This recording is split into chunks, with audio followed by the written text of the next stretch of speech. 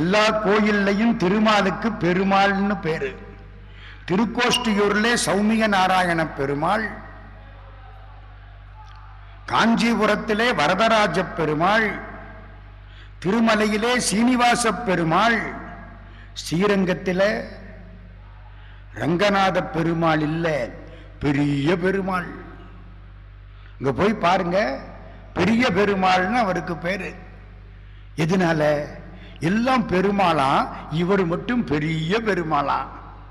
வைஷ்ணவ பெருமக்கள் சொல்கிறார்கள், கருடன் பெருசா இருக்கும், பெரிய திருவடி. எல்லாம் பெருசு, கோயில் பெருசு, பெரிய கோயில். பெருமாளுக்கு என்ன பேரு? பெரிய பெருமாள். ஏன் பெரிய பெருமாள்? ராமாவதாரத்திலே ராமனால் வழிபடப்பட்ட பெருமாள் ஆனமையினாலே பெருமாளால் வழிபடப்பட்ட பெரிய பெருமாள். ராமன் பெருமாள் இல்லையா? ராமனால் வழிபடப்பட்ட மூர்த்தி ஆனமையினாலே அவருக்கு பெரிய பெருமாள்னு பேரு. திருப்புகள்ல அருணகிரிநாத சுவாமி இதை பாடுறார். முருகப்பெருமான பெருமாளே பெருமாளேன்னு பாடிவிட்டார். எல்லா பாட்டும் முடிகிற பொழுது பெருமாளேன்னு முடியும். அக்குற மகளுடன் அச்சிறு முருகனை அக்கணம் மணமருள் பெருமாளே, பழனிமலை வாழ வந்த பெருமாளே, எல்லாம் பெருமாளேன்னு பாடிவிட்டார். முருகனை பெருமாளேன்னு பாடிவிட்டா பெருமாளுக்கு என்ன பேரு வைக்கிறது? உரகபட மேல் வளர்ந்த பெரிய பெருமாள் அரங்கர் உலகளவு மால் மகிழ்ந்த மருகோனே. உரகபடம்னா பாம்பு. உரகபட மேல் வளர்ந்த பெரிய பெருமாள் அரங்கர் உலகளவு மால் மகிழ்ந்த மருகோனே.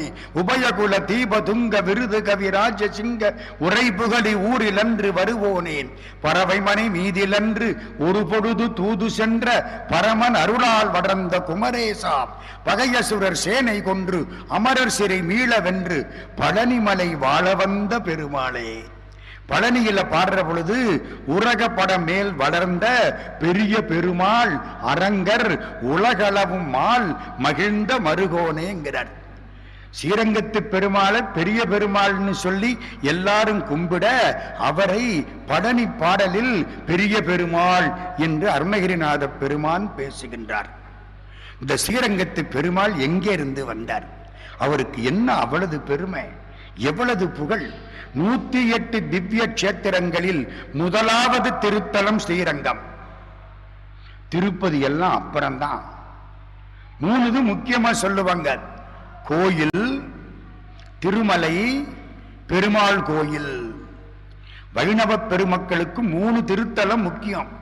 1 கோயில், 2 திருமலை, 3 பெருமாள் கோயில். கோயில்னா என்ன? ஸ்ரீரங்கம். திருமலைனா என்ன? திருப்பதிக்கு மேல இருக்காரு பாருங்க சீனிவாச பெருமாள், அது திருமலை. பெருமாள் கோயில்னா என்ன? காஞ்சிபுரம் வரதராஜ பெருமாள். இந்த 3 தான் 108 திவ்ய கஷேத்திரங்களில் மிகச் சிறப்பானவை என்று வைணவ பெருமக்கள் கொண்டாடுகிறார்கள். ஸ்ரீரங்கத்து பெருமாளுக்கு அவ்வளவு மரியாதை. ரங்கநாச்சியார் தாயாருக்கு அதை விட மரியாதை. இப்ப அண்மையில ஒருத்தரை பார்த்த அவர் சொல்றார், இந்த ரங்கநாச்சியார் படிதாண்டாத பத்தினி, கோயிலை விட்டு வெளியில வரமாட்டா, உற்சவம் பூரா நம்ம பெருமாள் தான் வருவார். அவருடைய பேராற்றலினாலே தான் ஸ்ரீரங்கத்து பெருமாளுக்கு இவ்வளவு புகழ் அப்படிங்கிறார் ரங்கநாச்சியார். இந்த உள்ள இந்த கோயிலுக்குள்ள போய் பார்க்கணும். பெருமாள் அற்புதமா பள்ளி கொண்டிருப்பார்.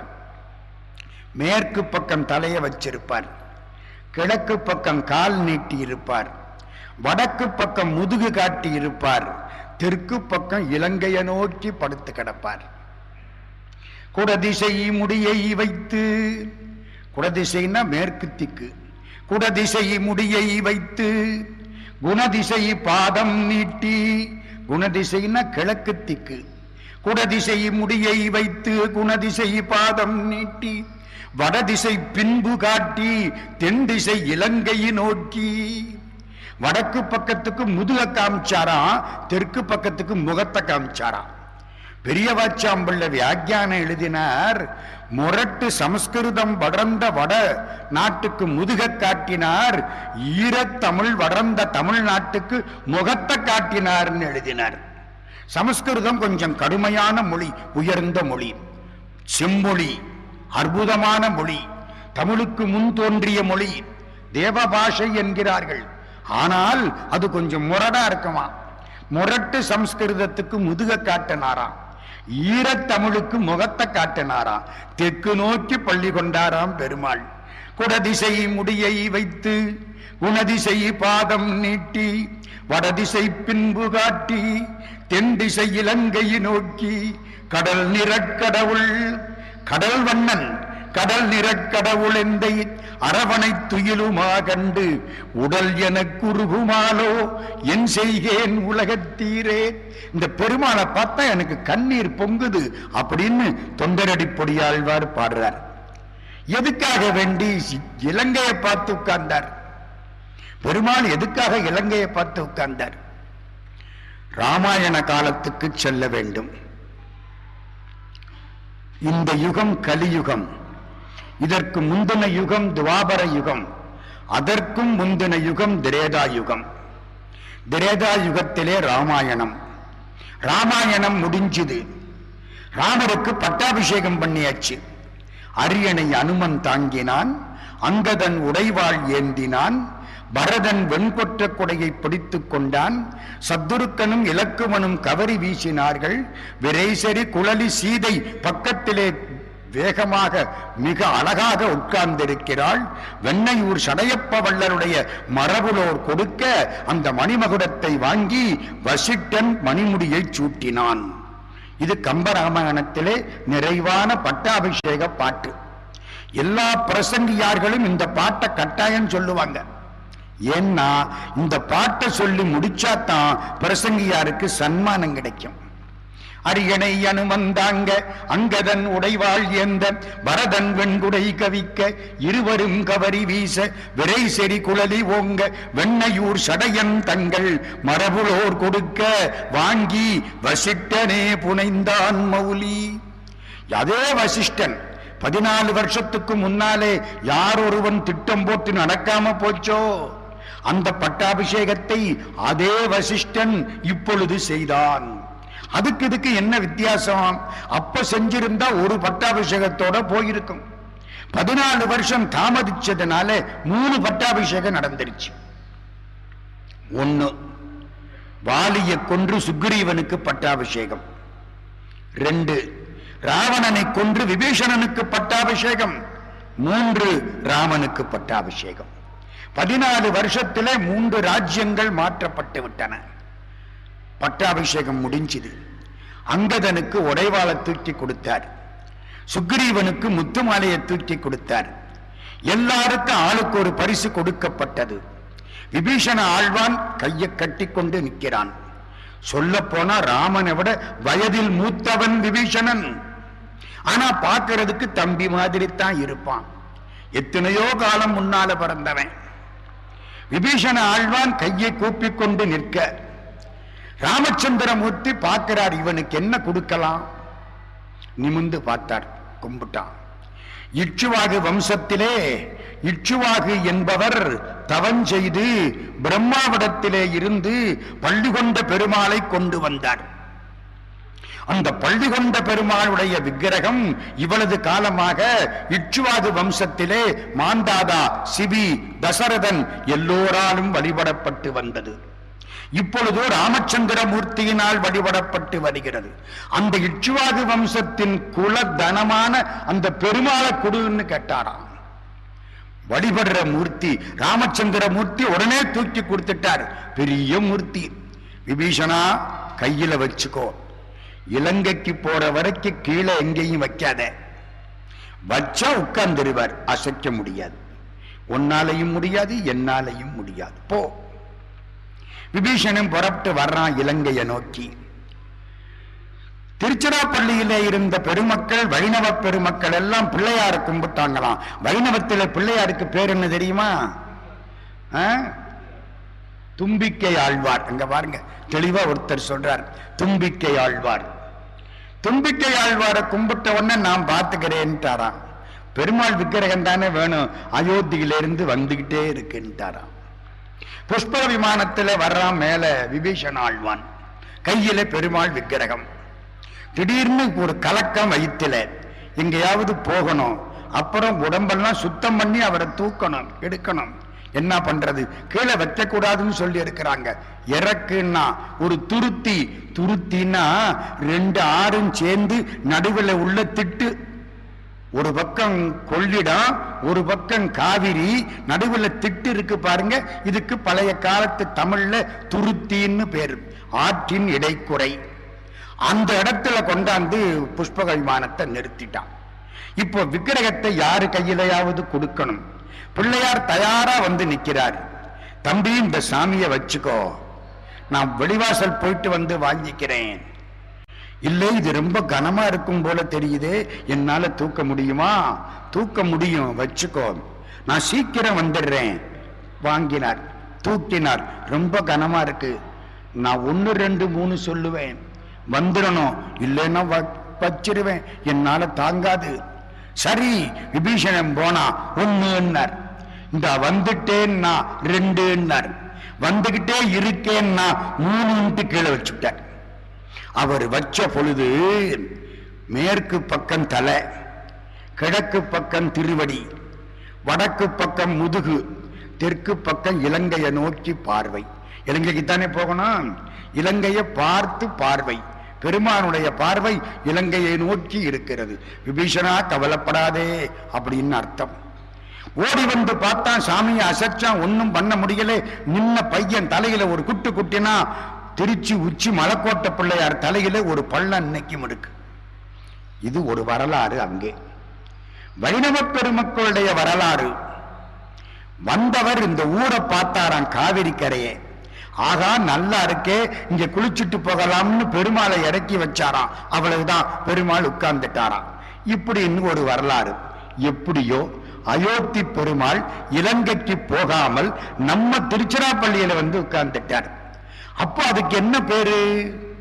அப்ப திருச்சிராப்பள்ளின்னு பேர் இல்லை, பழைய பேர் என்ன தெரியுமா? ஸ்ரீரங்கநாதன் பள்ளி. ரங்கநாதர் தானே பள்ளி கொண்டாரு. ஸ்ரீரங்கநாதன் பள்ளி. ஸ்ரீக்கு என்ன தமிழ்? ஸ்ரீரங்கம் திருவரங்கம், ஸ்ரீவில்லிபுத்தூர் திருவில்லிபுத்தூர். அதை தமிழாக்கினாங்களாம். ஸ்ரீரங்கநாதன் பள்ளி, திருவரங்கநாதன் பள்ளி. திருச்சீரங்கன் அதானே சரி, திருச்சீரங்கன், ஸ்ரீரங்கன் தானே, திருச்சீரங்கம் ஆக்கினாங்களாதன். சிறிய மாத்தி திருச்சீரங்கநாதன் பள்ளி. திருச்சீரங்கநாதன் பள்ளி ரொம்ப பெருசா இருக்கு, திருச்சிராப்பள்ளின்னு மாத்தி விட்டானா. திருச்சீரங்கநாதன் பள்ளி கால ஓட்டத்தில் திருச்சிராப்பள்ளியாக மாறிவிட்டது என்று வைணவ பெருமக்கள் பாராட்டுகிறார்கள். பெருமாள் பள்ளி கொண்டு விட்டார். சிறப்பான இடம், பூலோக வைகுண்டம்னு அதுக்கு பேரு. ஸ்ரீரங்கத்தை பத்தி சொல்லணும்னா 2 பேர் வரலாறை முழுக்க சொல்லணும். எனக்கு உள்ள நேரத்திலே இந்த 2 வரலாறை தொட்டு விட்டு ஸ்ரீரங்கத்து பெருமாள் திருவடிகளை சரணடைவோம். ஸ்ரீரங்கத்துக்கு புகழ் வாங்கி கொடுத்தது யாரு? உடையவர் என்ற ராமானுஜர். கோயில் ஒழுகு என்று ஒரு நூல். ஸ்ரீரங்கத்தில் என்ன என்ன செயல் எப்படி எப்படி செய்யப்பட வேண்டும், நைவேத்தியம் எப்படி இருக்க வேண்டும், திருவிழாக்கள் எப்படி இருக்க வேண்டும், பெருமாள் எப்பொழுது புறப்பாடாக வேண்டும், அவரை எழுதி வச்சு தீர்மானம் பண்ணி இருந்து நடத்தி காட்டிய பெருமை உடையவர் என்றும் பாஷ்யக்காரர் என்றும் வைணவ உலகம் போற்றக்கூடிய ஸ்ரீ ராமானுஜரை சேரும். நான் ஒன்னு சொன்னா தப்பா எடுத்துக்கப்படாது. ராமானுஜர் இல்லைன்னா இன்றைய வைணவம் இல்லை. அந்த அளவுக்கு வைணவத்துக்கு பெருந்தொண்டாற்றியவர் ராமானுஜர். 1017வது வருஷம் சித்திர மாசம் திருவாதிர நட்சத்திரம் ராமானுஜர் அவதாரம். சம்பந்தர் திருவாதிர நட்சத்திரத்தில் அவதாரம். திருவாதிரை சிவபெருமானுக்குரியது. ரொம்ப சிவப்பா இருக்குமா, பெருசா இருக்குமா, ஆற்றல் வாய்ந்ததா இருக்குமா, சூரியனை போல 70-80 மடங்கா பெருசா எப்படி இருக்கு. அதனால எல்லாரும் என்ன பண்ணா, இது சிவபெருமான் தோற்றம்னு ஆதிரையான்னு சிவபெருமானுக்கு பேர் வச்சாங்க. அந்த திருவாதிரை நட்சத்திரத்திலே அவதாரம் செய்கிறார். 1017வது ஆண்டு சித்திர மாசம் திருவாதிரை நட்சத்திரம் ராமானுஜர் அவதாரம். 120 ஆண்டுகள் வாழ்ந்த ஒரே புண்ணியவான் அவர்தான். காந்தியடிகள் சொன்னார், நான் 120 ஆண்டுகள் வாழ்வேன். நம்ம அவசரப்பட்டு சுட்டு விட்டோம். ரொம்ப நல்லது இருந்தா இன்னைக்கு அவரே தற்கொலை பண்ணிக்கிட்டு இருப்பார். நம்ம அவ்வளவு வேகமா முன்னேறிட்டோம்.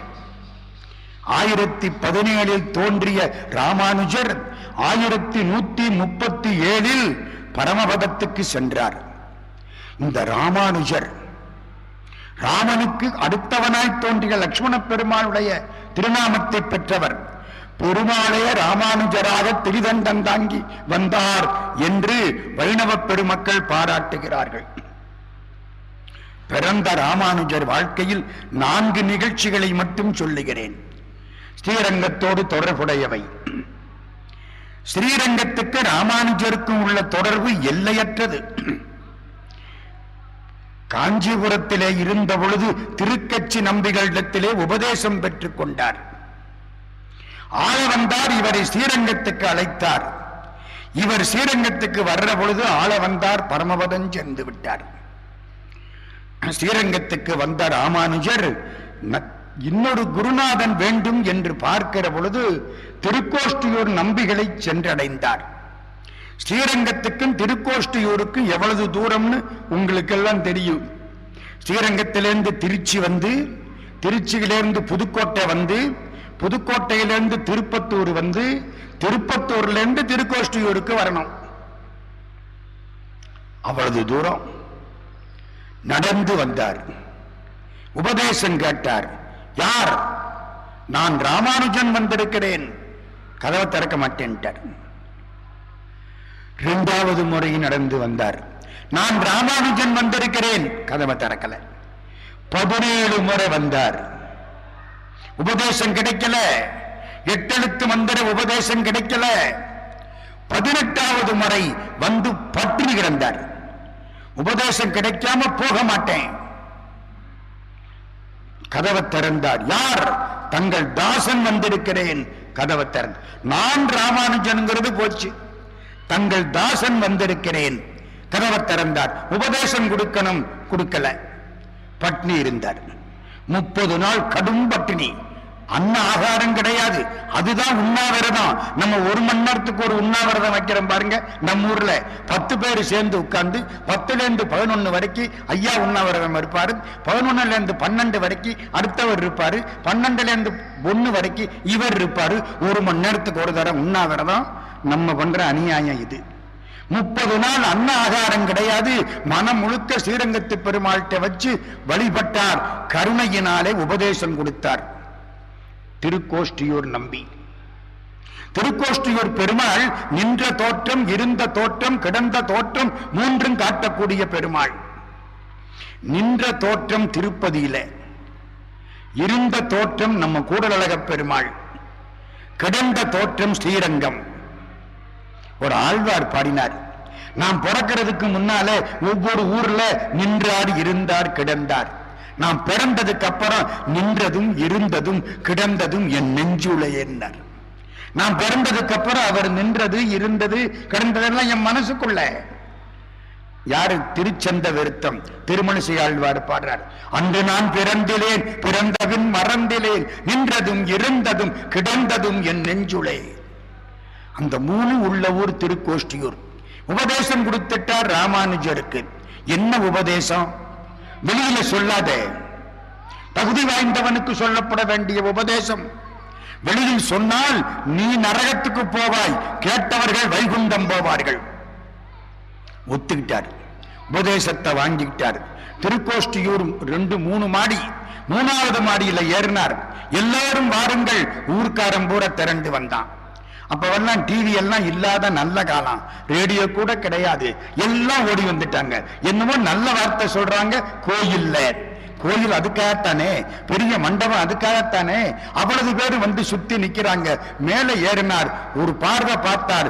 உலகத்திலே யாருக்கும் கிடைக்க முடியாத ஒரு திருநாமத்தை உங்களுக்கு உபதேசம் செய்ய போகிறேன். குலந்தரும் செல்வன் தந்திடும் அடியார் படுதுயராயின எல்லாம் நிலந்தரம் செய்யும் நீழ்விசும் பருளும் அருளோடு பெருநிலம் அளிக்கும் வளந்தரும் மற்றும் தந்திடும் பெற்ற தாயினும் ஆயின செய்யும் நலந்தரும் சொல்லை நான் கண்டு கொண்டேன். நாராயணா என்னும் நாமம், நாராயணா என்னும் நாமம்.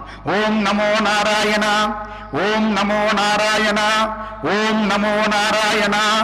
எட்டெழுத்து மந்திரம் எல்லாருக்கும் உபதேசமாயிற்று.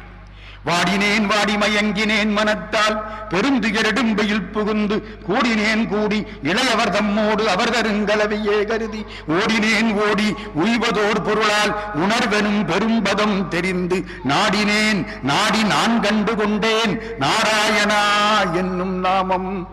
நாராயணா என்பது பரமபதத்திலே வாழக்கூடிய பெருமாள் திருநாமம். நாராயணான்னு சொன்னா என்ன சார் ஆகும்? நரகத்துல நமனுக்கு அசிஸ்டன்ட் முற்கலன்னு ஒருத்தன், ரெண்டு பேரும் பேசிக்கிட்டு இருந்தாங்களா. எங்க? நரகத்துல. எல்லாம் எரிவாய் நரகம். அவனை எண்ணெய் கொப்பரைகளை போட்டு வறுத்துக்கிட்டு இருக்கிறாங்க. அப்படி மோசமான இடம். எல்லாம் அழுது கொண்டிருக்கக்கூடிய சூழ்நிலை. யமதர்மராஜாவுக்கு பக்கத்திலே முற்கலன். ரெண்டு பேரும் பேசினாங்களாம். பேசின பொழுது என்னமோ பேச்சு வாக்கில யமதர்மராஜா நாராயணான்னு சொல்லிவிட்டாராம். சொன்ன உடனே நரக சொர்க்கமா மாறி போச்சான். நமனும் முற்கலனும் பேச நரகில் நின்றார்கள் கேட்க நரகமே சொர்க்கமாக்கும் நாமங்கள் உடைய நம்பி. நரக சொர்க்கமா மாறி போச்சான் நாராயணாங்கிற வார்த்தையை கேட்ட மாத்திரத்துல. அப்ப அது எவ்வளவு பெரிய மந்திரம், எல்லாருக்கும் சொல்லணுமே. ராமானுஜர் சொல்லிட்டாரு. குருநாதர் கூப்பிட்டு விட்டார், ராமானுஜர் போனார். என்ன காரியம் பண்ணனே? எல்லாரும் சொர்க்கத்துக்கு வைகுண்டம் போவா, நீ நரகத்துக்கு போறேன்னார். போனா போகுது, இவ்வளவு பேரு வைகுண்டம் போற பொழுது நான் ஒரு ஆள் நரகத்துக்கு போனா பரவாயில்ல குருநாதான் நாராம். நீதான் இனிமே வைஷ்ணவத்துக்கு உடையவன், ஓ பேரு உடையவர் நாராம். வைஷ்ணவ உனக்கு உடைமை, நீ உடையவர், போயிட்டு வா. அப்படிப்பட்டவர் ராமானுஜர். காஞ்சிபுரத்துக்கு போறார், பாத யாத்திரை. காஞ்சிபுரத்துக்கு முன்னால திருக்கோவிலூர். திருக்கோயிலூர்ல பெருமானுடைய உலகளந்த திருத்தோற்றம். முதல் 3 ஆழ்வார்கள் சந்தித்து இயற்பா பாடிய இடம் திருக்கோவிலூர். திருக்கோயிலூர் தாண்டி போறார் ராமானுஜர். கூட்டத்தோட போறார். வழியில 2 பாதை போகுது காஞ்சிபுரத்துக்கு. இந்த பாதையில போகலாமா, அந்த பாதையில போகலாமா? அங்க இருந்தவங்க சொல்றாங்க, வலது பக்க பாதையில போனா யக்னேசன் ஒரு பெரிய பணக்காரர் வீடு வரும். இந்த ஊருக்கு வர்றவங்க எல்லாரும் அவர் வீட்டுக்கு தான் போவாங்க, தங்குவாங்க. இந்த பாதையில போனா வரதாழ்வான்னு ஒரு ஆள் இருக்கிறான், உஞ்சவிருத்தி பிராமணன். அவன் வீட்டுக்கு போகலாம். அங்க யாரும் போறதில்லை, என்ன அவனே உஞ்சவிருத்தி பண்றவன். ராமானுஜர் பார்த்தார், எல்லாரும் உட்காருங்க. ஒரு சிஷ்ய பிள்ளையை கூப்பிட்டார். யக்னேசன் நம்முடைய பழைய சீடன், அவனை போய் பாரு, நான் வர்றேன்னு சொல்லு. இந்த சிஷ்ய பிள்ளை ஓடி வந்தான் யக்னேசன் கிட்ட. யக்னேசன் வீட்டு விஷயத்தெல்லாம் பார்த்துக்கிட்டு இருக்கிறதுல இந்த வந்தால கவனிக்கல. 1 மணி நேரம் உட்கார வச்சுட்டான். என்ன ஏதுன்னாவது கேட்க வேண்டாம், நான் ராமானுஜர்ட்டு வர்றேன் அப்புறமும் உட்கார வச்சுட்டான். 2 மணி நேரத்துக்கு அப்புறம் விஷயத்தை தெரிஞ்சு, அப்படியா வர சொல்லு அவரை அப்படின்ட்டான். அவர் திரும்பி வந்தார். பெருமானே, அங்க ஒன்றும் சரியா இல்லை, உபசரிப்பு சரியா இல்லை. நமக்கே தெரியுமில்ல, ஒரு வீட்டுக்குள்ள போனா இந்த வீட்டுல சாப்பிடலாமா கூடாதான்னு வீட்டுக்காரரையும் அந்த அம்மா முகத்தையும் பார்த்தா கண்டுபிடிச்சிருவோமா இல்லையா? புரிஞ்சு போச்சு. யக்னேசன் பணத்தினாலே கொஞ்சம் நம்மை விட்டு விலகி போய்விட்டான். பார்த்தார் நம்முடைய உடையவர், இந்த பாதையில போ, வரதாழ்வான் வீட்டுக்கு போ. ஒரு 50-60 பேரை கூட்டிக்கிட்டு திரிதண்டத்தோட காவி கட்டின சன்னியாசி உடையவர் பெருமாள் போற மாதிரி அந்த வீட்டு வாசப்படியில போய் நிற்கிறார். வீடா குட்டிச்சுவர், கதவு அவ்வளவு மோசம், ஒரு படல் அப்படி இழுத்தா மூடிக்கிறோம். அந்த அம்மா வீட்டுக்குள்ள இருக்கா. இவங்க போய் நின்ன உடனே தெரிஞ்சது. லேச கதவை திறந்து அப்படி எட்டி பார்த்தா வெளியில வரல. வெளியே வர வேண்டாம், உபசரிக்க வேண்டாம், அவளால முடியாது. ஏன்? கட்டி இருக்கிற புடவையில 1000 கிழிசல், வேற மாற்று புடவை கிடையாது. கவியரசு கண்ணதாசன் சொல்லுவார், நெய்த நூலை விட தைத்த நூல் அதிகம்னாரு. புடவைய நெய்த நூலை விட கிழிஞ்சு தைத்த நூல் அதிகம்னாரு. இப்ப வந்த ஒரு கவிஞன் ஒருத்தர் எழுதனா, குழந்தைகள் கீழே இருந்து மேல பாக்குது. மாடி வீட்டுல பணக்காரங்க வீட்டு ஜன்னல்ல நிறைய சட்டை காயுது. இந்த புள்ள போட்டிருக்க சட்டை பூரா பொத்தல் பொத்தலா இருக்கு. இந்த புள்ள அப்படி மேலையும் கீழையும் பார்த்துதான், எதிர் வீட்டு ஜன்னலில் எத்தனை சட்டைகள், எதிர் வீட்டு ஜன்னலில் எத்தனை சட்டைகள், என்னுடைய சட்டையில் எத்தனை ஜன்னல்கள். அவளது கிழிஞ்சு இருக்கு சட்டை. அது மாதிரி அவளுக்கு புடவை இங்க இழுத்தா அங்க தெரியும், அங்க இழுத்தா இங்க தெரியும். அவ என்ன பண்ணுவா? உள்ள இருந்து கையை தட்டினா. ராமானுஜருக்கு புரிஞ்சு வச்சு. தலையில பெரிய உத்தரியம் கட்டி இருப்பார், அதை அவுத்து தூக்கி போட்டார். அதை உடம்ப சுத்திக்கிட்டு, பெருசு நீளமானது, அதை உடம்ப சுத்திக்கிட்டு வெளியில வந்து காலில் விழுந்தான். வந்திருக்கிறது உடையவர் ராமானுஜன்னு தெரிஞ்சு வச்சு. விழுந்து கண்ணீர் பெருகுது. சாப்பாட்டுக்கு வீட்டுல 3 நாளா ஒண்ணும் கிடையாது. இந்த வரதாழ்வான்கிற பிராமணர் உஞ்ச விருத்தி பண்ண போயிருக்கார். வீடு வீடா பிச்சை எடுக்கணும், ஒரு பிடி அரிசி கிடைக்குமா தெரியாது. வீட்டுல தினம் ஏகாதசி துவாதசியே இல்லை. என்ன செய்யறது? இவருக்கு சாப்பாடு போடணுமே, 50 பேரோட வந்திருக்காரே, இத்தனை பேருக்கும் சோறு போடணுமே, வராதவர் வந்திருக்காரே, ஒரு பெரிய சித்தரோ பக்தரோ வந்தா எப்படியாவது சாப்பாடு போடணும், நம்முடைய வினைகள் எல்லாம் தீர்ந்து போயிடும். என்ன செய்யறது? நான் என்ன பண்ணுவேன்? இவ்வளவு மோசமா போச்சு என் வாழ்க்கை. இவருக்கு சாப்பாடு போட முடியாத வாழ்க்கை ஒரு வாழ்க்கையா? இந்த உடம்பு எடுத்தது வீணா போச்சு. ஓ ஆமா, இந்த உடம்பு வீண் இல்ல.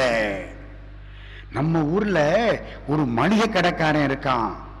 நான் மளிகை சாமான் வாங்க அந்த தெரு வழியா எப்பவாவது போவேன். என்ன ஒரு மாதிரியா பார்க்கிறான். ஒரு நாள் என்னை கூப்பிட்டு கேட்டே விட்டான், என்கிட்ட வா, உன்னை வச்சுக்கிறேன், எல்லா விதமான சௌகரியமும் பண்ணி கொடுக்கிறேன்னு சொல்லி இருக்கான். இந்த உடம்பு பயன்படும் போல இருக்கே. அவ்வளவுதான், உட்கார வச்சுட்டு போயிட்டா. வந்துட்டேன். ஐயா, எங்க வீட்டுக்கு ஒரு பெரியவர் வந்திருக்கார், சோறு போடணும், மளிகை சாமானெல்லாம் வீட்டுக்கு அனுப்பு, நான் உங்ககிட்ட இன்னைக்கு ராத்திரிக்கு வந்துடுறேன். அவனுக்கு சந்தோஷம் தாங்க முடியல. நினைக்காத ஸ்ரீதேவி நமக்கு வரப்போறா. சரின்னா எல்லா சாமான் அனுப்பிச்சிட்டான். இந்த பொண்ணு, இந்த உடம்பு அழிய போற உடம்பு. ஒரு பெருமாளுடைய அடியாருக்கு சோறு போடுறதுக்கு இந்த உடம்பு பயன்படுமானால் பரவாயில்லையே. நாய் செத்து போனா தோலை உரிச்சு என்ன செய்யறான்? பயன்படுத்துறான். இந்த வைரத்தை எல்லாம் தேய்ச்சி சுத்தப்படுத்துறாங்க நாய் தோல்ல. நாய் இன்னும் சில தோல், மாடு செத்து போனா எடுத்து செருப்பு தைக்கிறான் தோலை. பாம்பு செத்து போனா தோலை உருகி மணிப்பர்ஸ் பண்றான். மனுஷன் செத்து போனா எப்படா தூக்குறாங்கன்னு கேட்கிறான். நம்மது ஒண்ணுத்துக்கும் பயன்பட முடியாம போச்சு. ஒரு வீட்டுக்கு சாப்பிட போறேன், கல்யாண வீடு. கல்யாண வீட்டுல போய் செருப்பை போட்டா தொலைஞ்சு போயிடும். என்ன செய்யறது? எதிர்த்த வீட்டுல செருப்பை போட்டுட்டு கல்யாண வீட்டுக்கு போனேன். வந்து சாப்பிட்டு செருப்பு எடுத்துக்கிட்டு வந்துட்டேன். அந்த வீட்டுக்காரங்க ஒன்னும் சொல்லல. ஒருத்தன் பணத்தை தூக்கிட்டு வர்றான், 10 பேரு. தோல் வலிக்குது. எய்த்த வீட்டுக்காரன் கேட்கிறான், கொஞ்சம் இறக்கி வைக்கட்டுமான்னு. முத்துக்கு வாங்களா? செருப்புக்கு கொடுத்த மரியாதை கூட உயிர் போன போட இந்த உடம்புக்கு கிடையாது. அப்ப இந்த உடம்பு அவனுக்கு பயன்படுமானால் பயன்படட்டுமே. ராமானுஜருக்கு சாப்பாடு போட்ட புண்ணியம் ஆன்மாவை சேருமே. அழகா சமையல் பண்ணா, கெட்டிக்காரி, பக்தியோட சமையல் பண்ணனா. பகவான் அதைத்தான் எதிர்பார்க்கிறான்.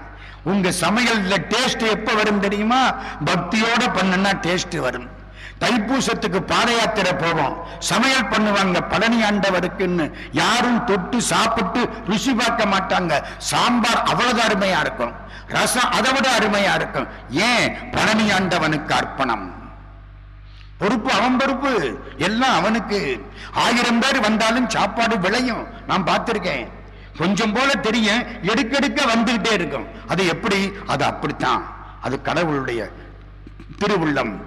நல்ல சமையல் பண்ணா எல்லாருக்கும் சாப்பாடு போட்டா சாப்பிடுற பொழுது அந்த ஆளு உஞ்சவிருத்தி பிராமணர் வந்துட்டார்.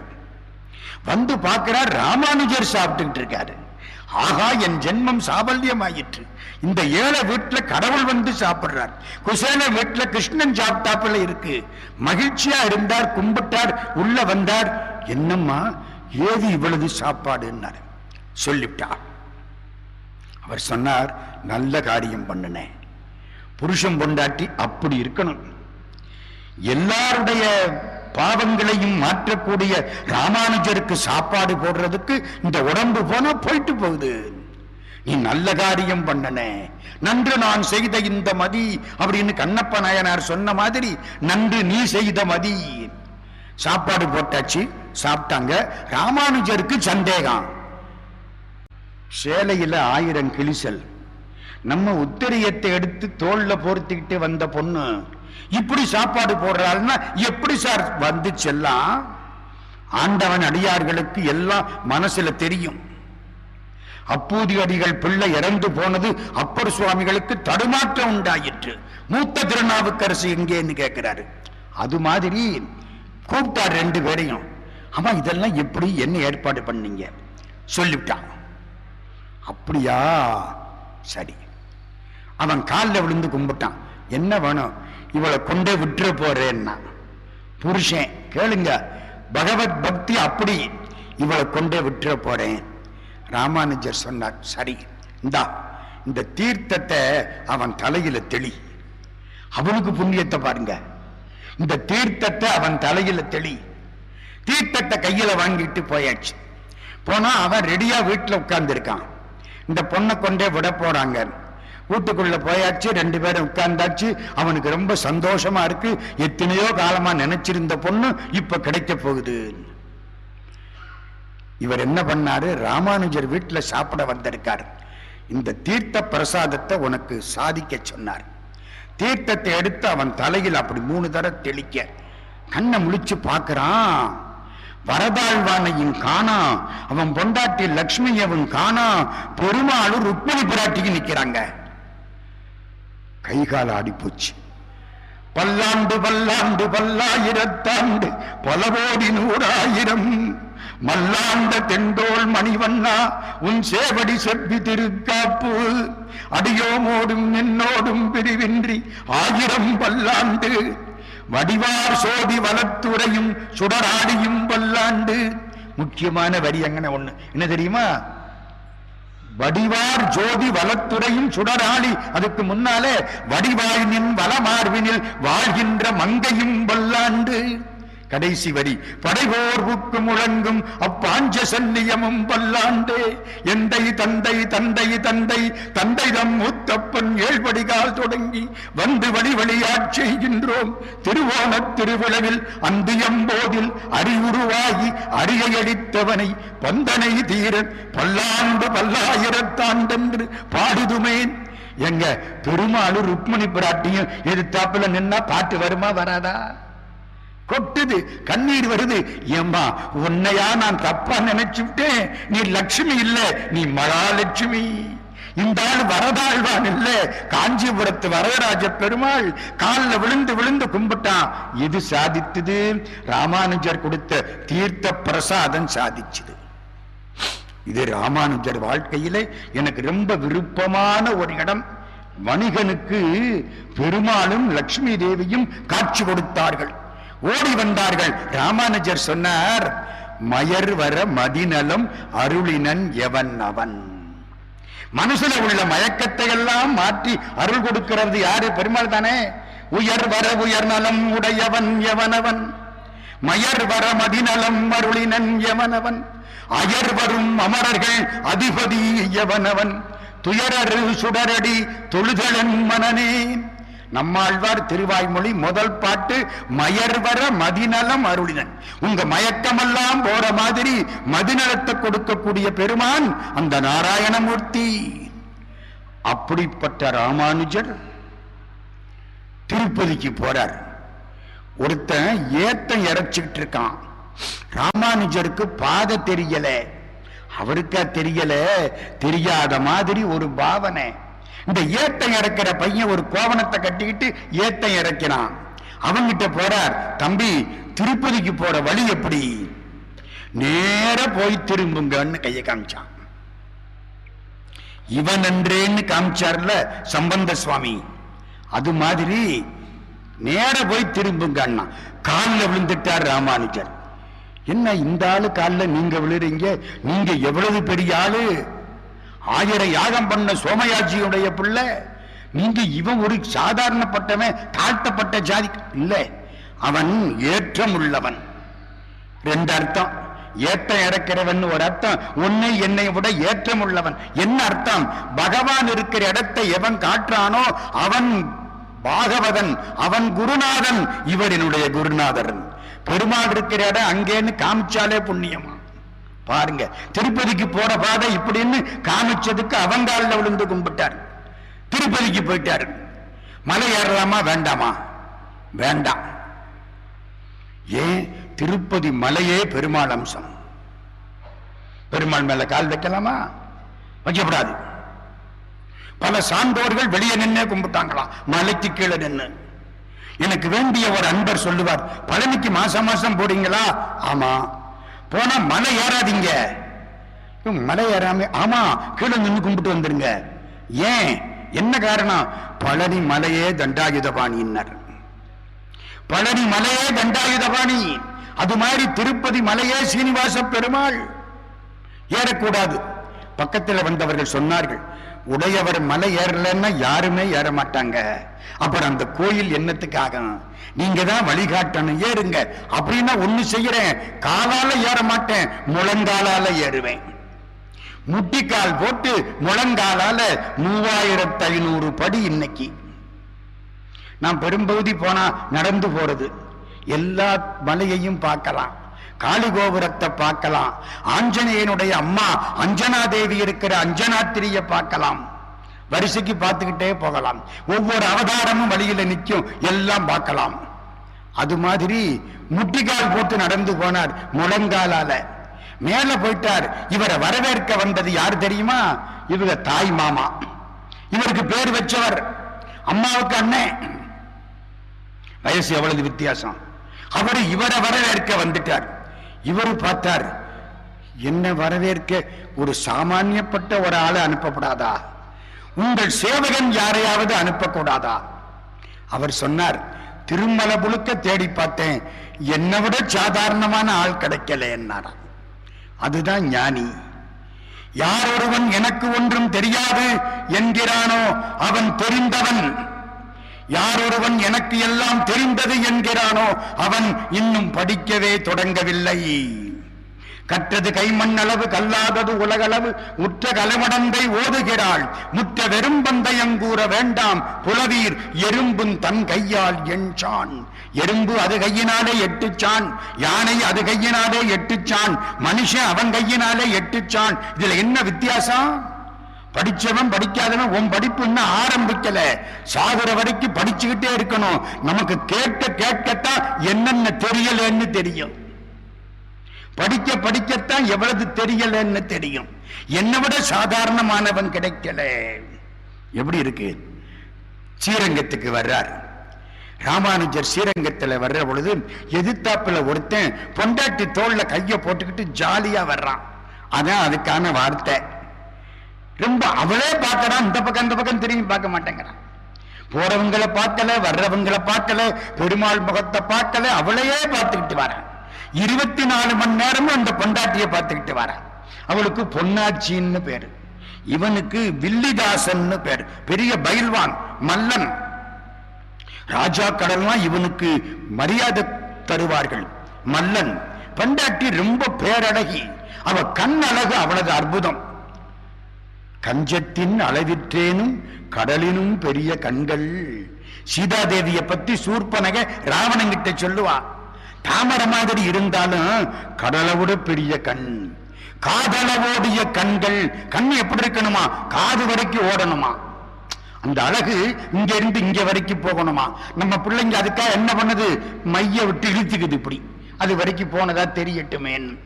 காதல ஓடிய கண்கள், இந்த கண் அழகு ரொம்ப அழகு. அவளே பார்த்துக்கிட்டு வந்தான். ராமானுஜத்தை எல்லாரும் சொன்னாங்க, இந்த ஆளை பாருங்க, பொண்டாட்டி கண்ணிலே இப்படி பார்த்துக்கிட்டே இருக்கானே, பரவாயில்ல, பொண்டாட்டி கண்ணத்தானே பார்க்கிறேன், ஒன்னும் தப்பு இல்லை, நம்ம அப்படி தீர்மானம் பண்ணிக்கிறோம். பார்த்தார், அவனை கூப்பிட்டார், என்னடா இவளே பார்த்துக்கிட்டு வார், இந்த மாதிரி ஒரு கண் உண்டா? எப்படி அழகான கண் பார்த்தீங்களா? அந்த கண்ணுடைய கருமை, அழகு, செம்மை, இது என்ன அழகா இருக்கு! இந்த கண் அழகு உள்ளவள் பெண்ணு வேற எங்கேயாவது உண்டா? இதை விட அழகான ஒரு கண்ணை காமிச்சா என்ன செய்யற? அப்படியா? காமிச்சா இவளை விட்டுட்டு அவரை பிடிச்சுக்கிறேன், அவ்வளவுதானே? இது யாரா இருந்தா என்ன, எனக்கு வேண்டியது கண் அழகா இருக்கணும். இந்த கண் எப்ப அழகா இருக்குன்னு தெரியுமா? கண்ணுக்கு அணிகலம் கண்ணோட்டம். கண்ணோட்டம்னா என்ன? தயவு, தாட்சிண்யம், அடுத்தவனுக்கு உதவி பண்றது, அது இருந்தா தான் கண் அழகா இருக்குமா? மை போட்டாலா கண் அழகா இருக்கும்? இல்ல, அடுத்தவனுக்கு கருணை காட்டுற கண்ணு அழகா இருக்கும். ஐயனின் சீர்பேசு செல்வர்வாய், நல்ல தெள்ளமுதுண்டு வந்த திருவாய், அப்பனின் திருமேனி கண்ட புண்ணியர் கண்கள், மெய்யனின் திருமேனி கண்ட புண்ணியர் கண்கள், மிக்க ஒளிமேவு கண்கள். வள்ளற் பெருமான் சொல்றார், அப்பனின் திருவடி வணங்கினோர் தலை, முடி அணிந்தோங்கி வாழும் தலை. உன்னுடைய திருமேனியை பார்த்த கண்கள் அழகான கண்கள். கூட்டிக்கிட்டு உள்ள போயிட்டார் ராமானுஜர் ஸ்ரீரங்கம் கோயிலுக்குள்ளே. பெருமாளை பாரு என்னார். இவன் பார்த்தான், பெருமாளே இவனை பாரு என்னார். அவர் சொன்னதானே பெருமாள் பாப்பாரு, அதுக்கு தாங்க இன்னைக்கு பேசிட்டு இருக்கான். ராமானுஜரே, பெருமாள்கிட்ட சொல்லி அந்த ஆளை எங்களை கொஞ்சம் பார்க்க சொல்லியா, அதுக்கு தானங்க பேசுற நேரம். பெருமாளே இவனை பாரு என்னார். அதுல முக்கியம், பெருமாள் கண்ணால பார்த்தாராம். உங்களுக்கு எல்லாம் ஒண்ணு தெரியுமா? ஸ்ரீரங்கத்து பெருமாள் கண்ணுல விலமதிக்க முடியாத 2 வைர மணிகள் இருந்தன. நான் ஒன்னும் சொல்லப்படாது, எங்க போச்சோ பெருமாளுக்கு தான் தெரியும். அற்புதமான கண்கள், அந்த உடம்பு மரகத பச்சை திருமேனி, அப்படியெல்லாம் பார்க்க முடியாது. மதுரை மீனாட்சி மரகத பச்சை திருமேனி, இதெல்லாம் கிடைக்காதது. இன்னைக்கு 1000 கோடி காலம் தவம் இருந்தாலும் கிடைக்காதது. நம்ம பக்கத்துல இருக்கிறதுனால நமக்கு மரியாதை, மதிப்பு தெரியல. ஸ்ரீரங்கத்து பெருமாளை பார்த்தா வச்ச கண்ணை எடுக்க முடியாது. இனி திரைத்திவலை மோத எரியும் தன் பறவை மீதே, தனிகிடம் தரசு செய்யும் தாமரை கண்ணனெம்மான், கனியிருந்தனைய செவ்வாய் கண்ணனை கண்ட கண்கள், பணியரும் புதிருமாலோ என் செய்கேன் பாவியேனே. பச்சை மாமலை போல் மேனி, பவளவாய் கமலச் செங்கன், அச்சுதா அமரர் ஏரே ஆயர்தம் கொழுந்தே என்னும், இச்சுவை தவிர யான் போய் இந்திரலோகமாலும், அச்சுவை பெரினும் வேண்டேன் அரங்கமா நகருளானே. தொண்டரடி பொடியாழ்வார் கொற்றார் அத்தனை பாட்டு. அந்த கண்ணு, பெருமாளே இவனு கொஞ்சம் பாருங்க. பெருமாள் ஒரு பார்வை பார்த்தார், விழுந்துட்டான். இல்ல, எழுந்துட்டான். அதானே சரி. அவ கண்ணுல விழுந்து கிடந்தவன் எழுந்துட்டான். இந்த கண்ணு ரொம்ப அழகா இருக்கேன்னா விடாத, பிடிச்சுக்கோ. பெருமாள் பார்த்துட்டாருல, அப்புறம் என்ன?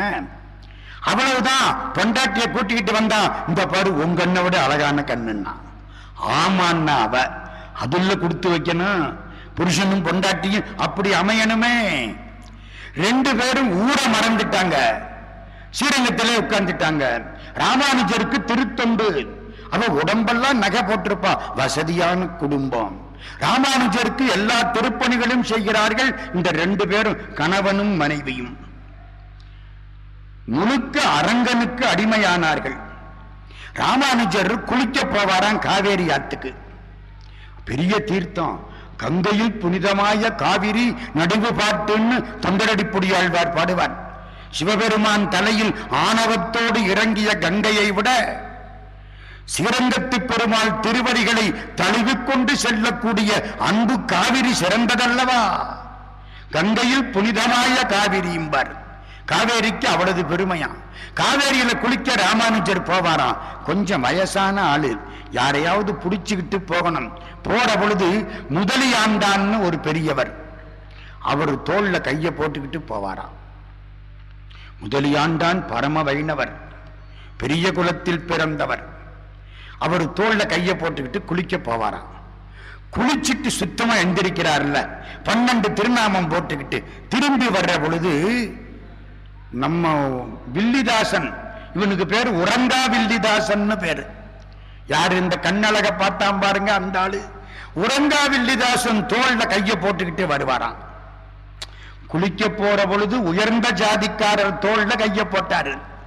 குளிச்சுட்டு சுத்தமா வர்ற பொழுது அதை விட தாழ்ந்த ஜாதிக்காரர் தோல்ல கைய போட்டு வராரு. சரியா? போற போதுல தாழ்ந்த ஜாதிக்காரனை தொடணும், குளிச்சுட்டா தொடப்படாதே இப்படின்னு நினைச்ச ஒரு காலம். எல்லாரும் என்ன சொன்னாங்க, கொஞ்சம் மாத்தி இல்ல செய்யணும்னா. குளிச்சுட்டு சுத்தமா வர்ற பொழுது இந்த ஆளு தோல்ல கைய போட்டுக்கிட்டு வரலாமா, இவன் பிறப்பினாலே இழிகுலத்தவன். பார்த்தார் ராமானுஜர், இவங்களுக்கு சொன்னா புரியாது, கொஞ்ச நாள் ஆகட்டும்.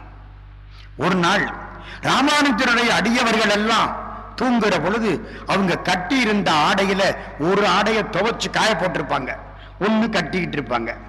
இந்த துவைச்சு காய போட்ட ஆடையில பூரா ஓரத்தில் கிழிச்சு விட்டாரு. இவ்வளவு நீளத்துக்கு ஒன்னத்துக்கு ஆகாது, கோவணம் கட்ட கூட ஆகாது, கிழிச்சு விட்டாரு. மறுநாள் காலம்பர பார்த்தா எல்லா ஆடையும் கிழிஞ்சு இருக்கு. அவனவன் சண்டை போடுறான், நீதான் கிழிச்சேன் நீதான் கிழிச்சேன். ஏக கலைவரம் ஆயிடுச்சு. சொல்லக்கூடாத வார்த்தைகளை சொல்லி திட்ட ஆரம்பிச்சான். மிலேச்சர்கள் சொல்லக்கூடிய வார்த்தைகளை சொல்லி திட்ட ஆரம்பிச்சிட்டாங்க. ராமானுஜர் பார்த்தாரு, போனா போகுதுடா, கிழிச்சதுனால என்ன கெட்டு போச்சு, மீறி இருக்கதை கட்டிக்கலாம், ஒன்னும் தப்பு இல்லை அப்படின்னு சொல்லி சமாதானப்படுத்தி விட்டாரு. ஒரு நாள் எல்லாரையும் கூப்பிட்டாரு சிஷ்ய பிள்ளைகளை. மடத்துல நிலைமை சரியில்லை, நிதி பற்றாக்குறை, கொஞ்சம் பணம் வேணும், நமக்கு சாப்பாட்டுக்கு பணம் வேணும், நீங்கள்லாம் ஒண்ணு செய்யறீங்களா? என்ன, இந்த உறங்கா வில்லிதாசன் இருக்கிறான் அடுத்த வீடு, அவன் பொண்டாட்டி பொன்னாச்சி இருக்கிறா, வைரமா போட்டிருக்கா, நீங்க போய் ராத்திரியோட ராத்திரியா திருடிக்கிட்டு வந்துருங்க. யாரு சொல்றா? ராமானுஜர். திருடிக்கிட்டு வந்துருங்க. சரின்ட்டான் எல்லாரும். ராத்திரிக்கு போறாங்க. ஆமா, அந்த அவன் மல்லன் இருப்பானே, அவனை நான் இங்க கூட்டி வந்துடுறேன். உறங்கா வில்லிதாசன் மல்லனை இங்க கூட்டி வந்துடுறேன். போய் பார்த்தா அந்த பொண்ணு படுத்து அப்படி சாஞ்சி ஒரு பக்கமா படுத்து தூங்குது. ஒன்னு சொல்றேன், தூங்குற பொழுது மல்லாந்து படுத்து தூங்குவது அவளது நல்லது அல்ல. குப்புறப்படுத்து தூங்குவது அதை விட தப்பு. அப்ப எப்படி சார் தூங்கணும்? இடது கைய கீழே வச்சு வலது மூக்க மேல வச்சு தூங்கணும். இடது பக்கம் கீழே வச்சு வலது பக்கம் மேல வச்சு தூங்கணும். ஏன்? அப்பதான் வலது மூக்குல மூச்சு ஓடும். வலது மூக்குல மூச்சு ஓடுனா சூரியகலை. சூரியகலை ஓடுற பொழுது எந்த வியாதி கிருமியும் நம்மளை ஒன்னும் பண்ணாது. இப்படி திரும்பி படுத்தா இந்த பக்கம் இடது பக்கம் ஓடுறது சந்திரகலை. எல்லா வியாதியும் நம்மள்கிட்ட மொத்த குத்தகையா வந்து உட்கார்ந்துக்கிறோம். டாக்டரை போய் பார்த்து விடிஞ்சா எந்திரிச்சா மருந்து மாத்திரைகள் சாப்பிட்டுக்கிட்டே இருக்கணும். அதுக்காகத்தான் கையை அப்படி வச்சு தூங்குங்கிறது. அந்த பொண்ணு தெளிவா அப்படி வச்சு தூங்கிட்டு இருக்கா.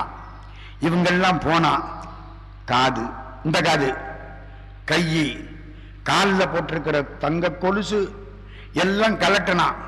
அவளுக்கு புரிஞ்சு போச்சு, யாரோ கலட்டுறான், பாவம், வயிற்று சோத்துக்கு கலட்டுறான், போனா போறான். சோத்துக்கு தானே சார் கலட்டுறான், போயிட்டு போறான்.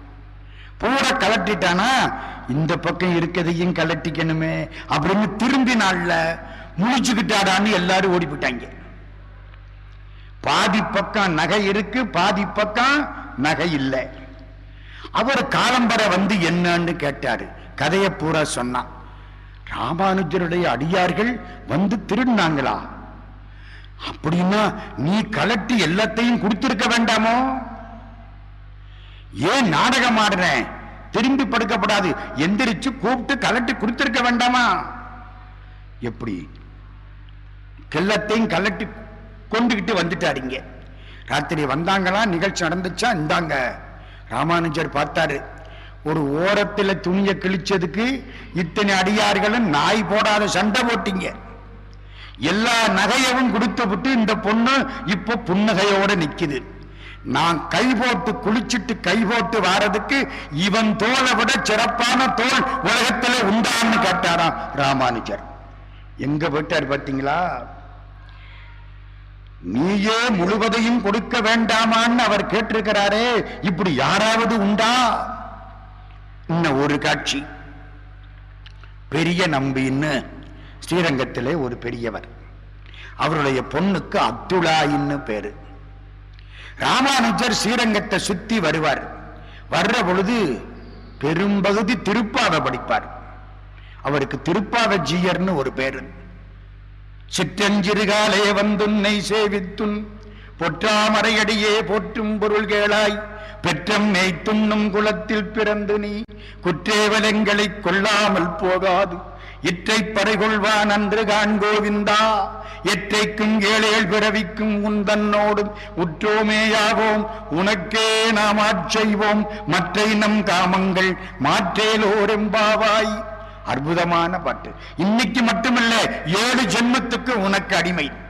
நீ மாடு மேய்க்கிற வம்சத்திலே யாதவர் வம்சத்தில பிறந்தவன். நாங்கள்லாம் மாடு, எங்களை மேய்க்க வேண்டாம். நம்ம தாங்க மாடு. அது 4 காலு, இது 2 காலு. அது சொன்னா கேட்கும், இது சொன்னாலும் கேட்காது. இதை மேய்க்கிறதா ரொம்ப கஷ்டம். நல்ல மேய்ப்பர்களும் வாங்க பாருங்க, கிறிஸ்தவ பெருமக்கள். ஆண்டவனை நம்மளை மேய்க்கிறதா ரொம்ப சிரமம். இற்றை பறைகொள்வான் அன்றுகான் கோவிந்தா. கோவிந்தன்னா யாரு? மாடுகளை மேய்க்கக்கூடியவன். கோன்னா பசு. இற்றை பறைகொள்வான் அன்றுகான் கோவிந்தா எற்றைக்கும் ஏழேழ் பிறவிக்கும் உன் தன்னோடு உற்றோமேயாவோம் உனக்கே நாம் ஆட்செய்வோம். பாடிக்கிட்டே வர்றாரு. பிரகாரம் வர்றாரு. முதல் பாட்டுல இருந்து ஆரம்பிச்சிடுவாரு. முதல் பாட்டு என்ன? மார்கழி திங்கள். அதுல ஒரு நயம் தெரியுமா உங்களுக்கெல்லாம்? திருவாசகத்திலே திருவம்பாவை பாடினவர் மாணிக்க வாசகர். 4000 திருப்பாவை பாடினது ஆண்டாள் நாச்சியார். மாணிக்க வாசகருடைய பேரில் முதல் எழுத்து மா. ஆண்டாள் நாச்சியார் அந்த எழுத்த வச்சு மார்கழி திங்கள்னு ஆரம்பிச்சு பாடினா. ஆண்டாள் நாச்சியார் பேர்ல முதல் எழுத்து ஆ. மாணிக்க வாசகர் ஆதியும் அந்தமும் இல்லா அரும்பெரும் ஜோதியைன்னு இதை கொண்டு அங்க வச்சு பாடினார். திருப்பாவை திருவம்பாவை புரியுதா? சைவம் வைணவம் எல்லாம் ஒண்ணுதான். எவன் வேற்றுமை கற்பிக்கிறானோ அவன் நரகத்துக்குத்தான் போவான்னு கம்பர் சொல்றார், நான் சொல்லல. தெரிஞ்சு வச்சுங்க. அரண் அதிகன் உலகளந்த அரி அதிகன் என்று உரைக்கும் அறிவிலோர்க்கு பரகதி சென்று அடைவறிய பரிசு. எல்லா இடத்திலையும் எங்க சிவபெருமானை பார்க்கலாம், இது சைவன். எல்லா இடத்திலையும் எங்க பெருமானை பார்க்கலாம், இது வைணவம். என்னங்க தப்பு? எல்லாம் ஒண்ணுதான். பாடிக்கிட்டே வர்றாரா. 18வது பாட்டு வந்தது. 18வது திருப்பாவை என்ன? உந்து மதகளிற்றன். அந்த காலத்துல பரிசுக்காக பாடம் பண்ணினேன். ஒரு சில்வர் தூக்கு கொடுப்பாங்க எங்க ஊர்ல. 30 திருப்பாவையும் ஒழுங்கா ஒப்பிச்சா ஒரு சில்வர் தூக்கு. இப்ப சில்வர் தூக்க தூக்கி எறிஞ்சிட்டேன். திருப்பாவை என்ன தூக்கி வச்சுக்கிட்டு உட்கார்ந்து இருக்கு. வித்தியாசம் புரியுதா ரெண்டுக்கும்? உந்து மதகளிற்றன் ஓடாத தோல்வலியன் நந்தகோபாலன் மருமகளே நப்பின்னாய். நந்தகோபாலனுடைய மருமகள் நப்பின்ன பிராட்டி. கண்டம் கமலும் குழலி கலிதிரவாய் வந்தெங்கும் கோழி அழைத்தனகான் மாதவி பந்தல் மேல் பல்கால் புயிரினங்கள் கூவினகான் பந்தார் விரலி உன் மைத்துனன் பேர் பாட. அழகான பாட்டு. பந்தாறு விரலி உன் மைத்துனன் பேர் பாட வேண்டும். அதனாலே வந்து திரவாய் மகிழ்ந்தேல் ஓரெம்பாவாயின் செந்தாமரை கையால் சீரார் வளை ஒலிப்ப வந்து திரவாய். கதவை திறன்னாரா. அத்துளாய் வந்து கதவை திறந்தாளா. இவருக்கு பிச்சை போட வந்தாளா. பார்த்தாரா. அத்துளாய் தெரியல. நப்பின்ன பிராட்டி தெரிஞ்சா காலில் வந்துட்டார் ராமானுஜர். பிச்சை போட வந்த பொண்ணு பெரிய நம்பி பொண்ணு இல்ல. அது யாரு? நப்பின்ன பிராட்டி. நப்பின்னாய் நப்பின்னாய் நந்த கோபாலன் மருமகளே நப்பின்னாய் காலில் விழுந்துட்டாரா. இதெல்லாம் எங்க? ஸ்ரீரங்கத்துல. அந்த அத்துளாய் கல்யாணமாகி போனா. மாமியார் கொஞ்சம் பொல்லாதவ. ஒரு நாள் அத்துளாய் என்ன பண்றா, காவேரி ஆத்துல குளிக்க போகணும். மாமியார துணைக்கு கூப்பிட்டா. மாமியாருக்கு கோபம் வந்துருச்சு. நான் என்ன உன்கிட்ட வேலைக்காரியா? அது என்னமோ தெரியல, மருமகளே மாமியாரா மாறினா கூட பேச்சு பிடித்தான் வரும். எல்லாரும் ஒரு காலத்துல மருமகளா இருந்தவ தானே. நான் என்ன உன்ட்டு வேலைக்காரியா? உங்க அப்பா தான் உனக்கு நிறைய பணிப்பெண்களை அனுப்பிச்சிருக்காருல, அதுல ஒருத்திய கூட்டிக்கிட்டு போ. அவங்க அப்பா ஏழை, ஒருத்தியையும் அனுப்பல. அது அப்படி குத்தி காட்டுறா. உங்க அப்பா தான் நிறைய பணிப்பெண்களை அனுப்பிச்சாருல, அதுல ஒருத்திய கூட்டிக்கிட்டு போ. இவளுக்கு கண்ணீர் வந்துருச்சு. நேர அப்பா பெரிய நம்பிட்டு போனா. எங்க மாமியார் இப்படி சொல்றாங்க, எனக்கு தெரியாது, இந்த ராமானுஜ ஜீயர்கிட்ட போ, அவரு தான் கல்யாணம் பண்ணி வச்சவர். அந்த பொண்ணு ராமானுஜர்கிட்ட வந்துருச்சு. ஸ்ரீரங்கத்துல நிறைய செய்திகள். ராமானுஜர்கிட்ட வந்து சொன்ன உடனே, அப்படியா, முதலியாண்டான். யாரு முதலியாண்டான்? குளிக்க போற பொழுது ஒரு பெரியவர் தோல்ல கைய போட்டுக்கிட்டு போவாரே, அந்த பரம வைஷ்ணவர். அவர் ரொம்ப பெரிய ஆளுங்க, ஒன்னும் சாதாரணப்பட்ட ஆள் இல்ல. உறங்காவில்லி மாதிரி 1000 பங்கு அவரும் பெரியவர். எல்லாம் ராமானுஜருக்கு தங்களை ஆட்படுத்தி கொண்டவர்கள். பார்த்தார், முதலியாண்டான் வந்து நிற்கிறார். இந்த பொண்ணுக்கு துணையாக போ, வேலைக்காரனா போ. குருநாதர் சொல்லிவிட்டாரே, இந்த பொண்ணு பின்னால போய் வீட்டுல 10 பாத்திரம் தேய்ச்சி சேலதை வச்சு போட்டு வீட்டை கூட்டி, அப்ப எல்லாம் என்ன ட்ரை கிளீனரா இருந்துச்சு, குனிஞ்சு கூட்டணும். இப்ப நம்ம தாய்மார்கள் நிமிந்தபடிக்கு கூட்டுறாங்க, அப்படியே அப்படியே அசையாம கூட்டுறாங்க. அது இடுப்பு பின்னால விவகாரம் ஆகுது. குறிஞ்சாத்தானே முழங்கால் நோய் வராது. குனியறது கிடையாது, உட்கார்றது கிடையாது. சேர்ல உட்கார்ந்து சேரிடம் அறிந்து சேர்ந்து தெரியாம சேர்ந்ததுனால வம்பா போகுது உடம்பு. அவ்வளவு வேலையும் முதலியாண்டான் பார்க்கிறார். எல்லாருக்கும் எப்படி இருக்கும்? பரம பாகவதர், இவர்கிட்ட வேலை வாங்கலாமா? காலை பிடிச்சு விட்டா நமக்கு பாவம் இல்லையா? அந்த வீட்டுல உள்ளவங்க எல்லாம் கேட்டாங்களாம், நீங்க எவ்வளவு பெரிய ஆளு, நீங்க இந்த வேலை பார்க்கலாமா? எனக்கு தெரியாது, குருநாதர் ஆச்சாரியன் கட்டளை. யாரு ஆச்சாரியன்? ராமானுஜர்.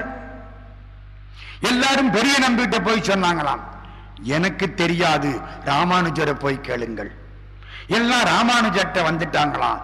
எங்க வீட்டுல முதலியாண்டான் வந்து இவ்வளவு பணிவிடையும் செய்கிறார், நியாயமா? ராமானுஜர் நிமிர்ந்தார்.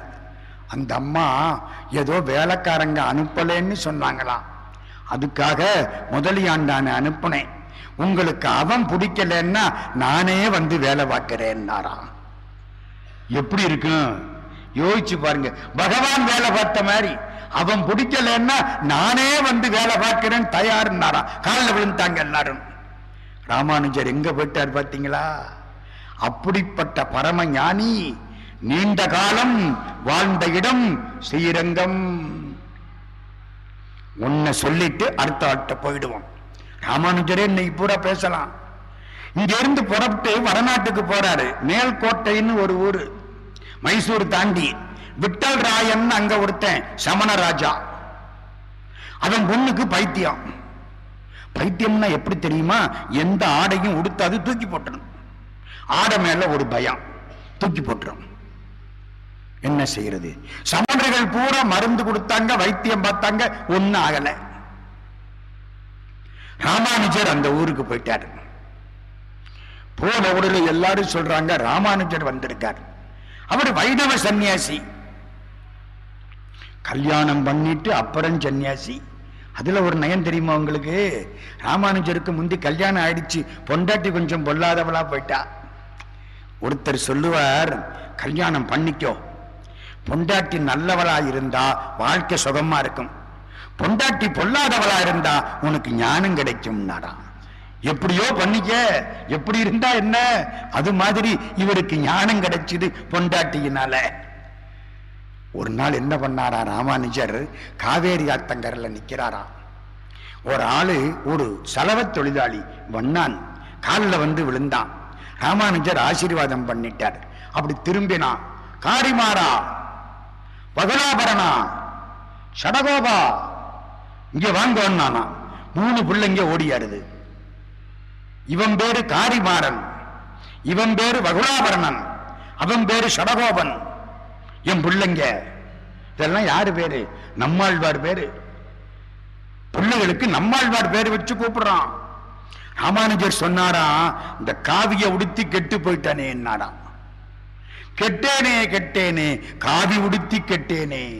நானும் பொண்டாட்டியோட இருந்து 3 பிள்ளைகளை பெற்று நம்மாழ்வார் பேரை வச்சு கூப்பிட்டு இருந்தா இந்நேரம் வைகுண்டம் போயிருக்கலாமே. இவனுக்கு தெரிஞ்ச புத்தி எனக்கு தெரியலையே. கெட்டேனே கெட்டேனே காவி உடுத்தி கெட்டேனே. நம்மாழ்வாருக்கு அவ்வளவு பெருமை. அவர் நம்மாழ்வார் ஞாபகத்தில் வச்சுங்க. ஸ்ரீரங்கத்துக்கு நம்மாழ்வார மதுரகவி ஆழ்வார் கொண்டாந்தார். பெருமாள் அவருக்கு முன்னால வந்து காட்சி கொடுத்தார். எல்லாம் கைத்தாங்களா கொண்டாந்தாங்க பெருமாளை. இன்னைக்கும் கைத்தல சேவையின் அதுக்கு பேரு. இருக்கட்டும், நம்ம கதைக்கு போவோம். சமணன் விட்டலராயன் பொண்ணுக்கு பைத்தியம். ராமானுஜர் அங்க போயிட்டார். எல்லாரும் சொன்னாங்க இவர் தீர்த்து வச்சிருவார். ராஜாவுக்கு பக்கத்துல ராணி, இந்த பக்கம் ராமானுஜர். அந்த பொண்ணு அங்க இருந்து நிர்வாணமா ஓடி வருது. தீர்த்தத்தை கொடுத்தார் சிஷ்ய பிள்ளைட்ட. தெளிச்சான். திரும்பி பார்த்தது, வெக்கப்பட்டது. உத்தரியத்தை தூக்கி போட்டார், கட்டிச்சு, ஒழுங்காயிடுச்சு. ரொம்ப அற்புதம். அவ்வளவுதான். திரும்பி வந்து காலில் விழுந்து கும்பிட்டது. ராஜா பார்த்தான், தீராத பைத்தியத்தை தீர்த்து விட்டீங்க, நாராயண நாமம் தீர்த்து விட்டது. சமணர்களை பூரா அடிச்சு வரட்டனா. இங்க முழுக்க சைவம்னா. இவர் சொன்னார், இங்க பக்கத்துல ஒரு ஊரு மேல்கோட்டைன்னு பேரு. அந்த ஊர்ல பெருமாள் இருக்கிறார். எங்க இருக்கார்? வாங்க தேடி பார்ப்போம். அடர்ந்த காடு. காட்டுக்குள்ள போய் தேடி கஷ்டப்பட்டா தெரியல. அசரீரி வாக்கு சொல்லுது, அந்த நிற்கக்கூடிய மகிழ மரத்தடிக்கு போ. மகிழ மரத்தின் கீழே பார்த்தா அற்புதமான பெருமாள் விக்கிரகம். எடுத்து கொண்டாந்து மேல்கோட்டை எதுகிரி அந்த இடத்துல கோயில் கட்டிவிட்டார். உற்சவ விக்கிரகம் வேணுமே. எல்லாரும் சொல்றான், உற்சவ விக்கிரகத்தை டெல்லி பாதுஷா தூக்கிட்டு போயிட்டான். ராமானுஜர் டெல்லிக்கு புறப்பட்டார். டெல்லி பாதுஷாட்ட போய் அவன் பேசக்கூடிய மொழியில இவர் பேசினார். அவனுக்கு ஆச்சரியமா போச்சு. நான் என்ன செய்யணும்னா, எங்க பெருமாள் இங்க வந்திருக்கார், அவர் எடுத்துக்கிட்டு போ. நல்லா எடுத்துக்கிட்டு போங்க. உங்க உத்தரவு வேணும். உத்தரவு தந்துட்டேன். இல்ல, நீங்களும் கூட வரணும். நான் எதுக்கு வரணும்? பெருமாள் அப்படிப்பட்ட ஒரு இடத்துல இருக்கார். எங்கே இருக்கார்? உங்க பொண்ணோட அந்த புறத்துல இருக்கார். பொண்ணு கல்யாணமாகாத பொண்ணு, அதோட அந்த புறத்துல இருக்கார் பெருமாள். நான் சன்னியாசி, நீங்க எல்லாம தனியா போக கூடாது. அப்படியெல்லாம் சன்னியாசிகள் இருந்த நாடு நம்ம நாடு. நான் வேற ஒன்னும் சொல்லப்படாது. நான் தனியா போக கூடாது. சரி, மகாராஜா கூடவா? ராஜா கூட போனான். அந்த பொண்ணு அங்க இல்ல. அந்த புறம் எல்லாம் அங்கிட்ட அங்கிட்ட கலைஞ்சு கிடக்கு. உள்ள பார்க்கிறார், நிறைய விக்கிரகம் ஒரு ஓரத்துல கிடக்கு. இதுல இல்லைன்ட்டார். அப்ப எங்க இருக்கார்? அதோ வாரும் என் செல்லப்பிள்ளாய் என்னார். கலீர் கலீர் கலீர் கலீர் கலீர்னு சதங்க சத்தம். காலினில் சிலம்பு கொஞ்ச, கைவளை குலுங்க, முத்து மாலைகள் அசைய தெருவாசலில் வந்தான் என்று பழைய காலத்திலே மதுர மணி ஐயர் பாடுவார். ஞாபகம் வருதா? பழைய பாட்டு, அற்புதமான பாட்டு. அது மாதிரி கலீர் கலீர் சத்தம். ராமப்பிரியன் வந்து மடியில் உட்கார்ந்துட்டான். இந்த விக்கிரகம் நடந்து வரத பார்த்தான்ல மகாராஜா, தன்னை அறியாம கும்பிட்டு விட்டான். முஸ்லிம், எடுத்துக்கிட்டு போங்க. எடுத்துக்கிட்டு பல்லக்கில வச்சு கொண்டுகிட்டு வரார். கொஞ்ச நேரம் கழிச்சு அந்த பொண்ணு வந்து பார்க்குது, விக்கிரகத்தை காணாம். அந்த விக்கிரகத்தை தன் கணவன் மாதிரி நினைச்சு பக்கத்திலே வச்சுக்கிட்டு தூங்கி இருக்கு. மடியில போட்டு தாளாட்டி இருக்கு, சோறூட்டி இருக்கு. விக்கிரகங்கிற சிந்தனை இல்ல. அப்படி இருந்த பொண்ணு விக்கிரகத்தை காணமுன்ன உடனே உயிரே போகுது. குதிரையில புறப்பட்டு வந்துருச்சு. இவர் பாதி தூரம் போற பொழுது பொண்ணு குறுக்கிட்டுருச்சு. குறுக்கிட்டு நிறுத்தி விடுச்சு. சொல்லிடுச்சு எல்லாத்தையும். அப்படியாம்மா, சரி, நீயும் பல்லக்கில் உட்காரு, வா. பல்லக்கில் உட்காத்தியாச்சு. பெருமாளையும் இந்த பொண்ணை பல்லக்கு கணக்குது. பொண்ணுல உட்கார்ந்து இருக்கு. கொஞ்ச தூரம் போனாங்க, கணக்கல. கணம் குறைஞ்சு போச்சு. எல்லாம் சொன்னா ரொம்ப லேசா இருக்கு பல்லக்கு. உள்ள திறந்து பார்த்தா பொண்ணை காணோம். பெருமானோட ஐக்கியம் ஆயிடுச்சு. ராமானுஜர் கும்பிட்டார். அந்த பொண்ணு மாதிரி ஒரு விக்கிரகம் செஞ்சார். மேல்கோட்டையிலே துலுக்க நாச்சியார்னு வச்சிருக்கார். இன்னைக்கும் ஞாபகம் வருதா நம்மூரு? அதே மாதிரி துலுக்க நாச்சியார். அப்படியெல்லாம் வாழ்ந்த ராமானுஜர் கடைசியிலே ஸ்ரீரங்கத்துக்கு வருகிறார். பல நாட்கள் வாழ்கிறார். 120 வருஷம். பெருமானே 100 வருஷம் தாண்டி 20 வருஷம் ஆகிவிட்டது. இந்த திருமேனியை திருநாடு அலங்கரிக்க செய்ய வேண்டும். 1017 தோன்றியவர் 1137 ஆண்டில் இறைவனுடைய திருவடி தாமரைகளை சேர்ந்து விட்டார். பரமபதம் அடைகிறார். ஸ்ரீரங்கத்திலே அந்த திருமேனி இன்றைக்கும் அப்படியே இருக்கிறது. தானான திருமேனி. இன்னைக்கு போய் பார்க்கலாம். ராமானுஜர் உடம்பு பதப்படுத்தப்பட்டு வைத்திருக்கிறது. நெகம் தெரியும், முடி தெரியும், பச்சை கற்பூரம் போட்டிருப்பாங்க, பச்சை பசேல்னு உடம்பு இருக்கும். ராமானுஜர் இருக்கிறார். அந்த இடம் ஸ்ரீரங்கம். ரொம்ப வேகமா அடுத்த செய்தி கிட்ட ஓடுறேன். திருமந்தங்குடின்னு ஒரு ஊர், கும்பகோணத்துக்கும் திருவையாத்துக்கு நடுவில். அந்த திருமந்தங்குடியிலே விப்ர நாராயணர்னு ஒருத்தர். இந்த விப்ர நாராயணர் பெருமாளுடைய பரம பக்தர். ஸ்ரீரங்கத்துக்கு ஆண்டவனுக்கு பூமாலை சூட்டி வழிபட்டார். ஆண்டவனுக்கு 3 மாலை சூட்டலாம். 1 பூமாலை, 2 பொன்மாலை, 3 பாமாலை. எது சிறப்பு? பூமாலை வாடி போய்விடும், பொன்மாலை மணக்காது, பாமாலை என்னைக்கு இருக்கும். பூமாலை வாடும் மனம் பொன்மாலைக்கில்லை என்று பாமாலை சூட்டி ஈசன் பாதம் பணிபவனோ கவிமணி பாடுறார். அப்படி பூமாலை சூட்டுவார். பெரிய நந்தவனம் வச்சார். இப்பவும் இருக்கு. திருமங்கை ஆழ்வார் மதில் கற்ற பொழுது நந்தவனத்தை விட்டுட்டு கட்டினார். யாரு போட்ட நந்தவனா? விப்ர நாராயணர். அற்புதமான நந்தவனம். பெருமானுக்கு பூமாலை சூட்டி பணி செய்வார். அதுல ஒண்ணு, கடையில பூ வாங்கி போடுறதை விட நாமே பூவை வாங்கி கட்டி மாலையாக்கி போட்டா ரொம்ப புண்ணியமா. என்ன, பூ கட்டுற பொழுது மனசு பகவான்கிட்ட ஈடுபட்டு இருக்குமா. அதனால இந்த பூவை கட்டுற பொழுது அவன் திருநாமத்தை சொல்லிக்கிட்டே கட்டணும். இப்படி இருக்காரா. ஒரு நாள் ஒரு பல்லக்கு வந்தது. 2 அழகான பெண்கள். ஒருத்திக்கு தேவதேவின்னு பேரு, இன்னொருத்தி அவங்க அக்கா, அவ பேரு தெரியாது. இந்த 2 பேரும் பார்த்தா பொண்ணுக்கு பூன்னா ஆசை. எந்த பொண்ணுக்கும் அந்த பூவை எல்லாம் பார்த்த உடனே ஒரு பூவை எடுக்க போயிருக்கா. அக்கா சொல்லி இருக்கா, தேவதேவி இதை தொடாதே, இது ஸ்ரீரங்கத்து பெருமாளுக்காக விப்ர நாராயணர் அந்த உள்ள ஒரு சாமியார் இருக்கார் பாரு, அவரு போட்ட நந்தவனம். அவரு தோல்ல ஒரு தோண்டி அதுல தண்ணி ஊத்திக்கிட்டே வராரு. நாராயணா நாராயணா நாராயணா நாராயணா நலசக்கரா சலசக்கரா நாராயணா நாராயணா. 2 பொண்ணு அழகா நிக்குதே, இந்த ஆளு பார்க்கணுமா வேண்டாமா? அழகான பொண்ணு நின்னா பார்க்க வேண்டாம்? இந்த ஆளு பார்க்கல. அந்த காலத்துல அப்படியெல்லாம் இருந்தாங்க. இந்த ஆளு பார்க்கவே இல்லை. நாராயணா நாராயணா நாராயணா போயிட்டாரு. தேவதேவிக்கு கோபம் தாங்கல. இவளது அழகா ஒரு பொண்ணு நிக்கிறேன், ஒரு பார்வை பார்க்க வேண்டாம், என்ன பார்க்கலையே. அந்த ஆணவம், அழகுனால ஆணவம். அவர் சொன்னார், பக்கத்துல இருக்கவ, அவர் பெருமாளை பார்க்கிறவரு, அவர்கிட்ட ஒன்னு அழகு குப்பை.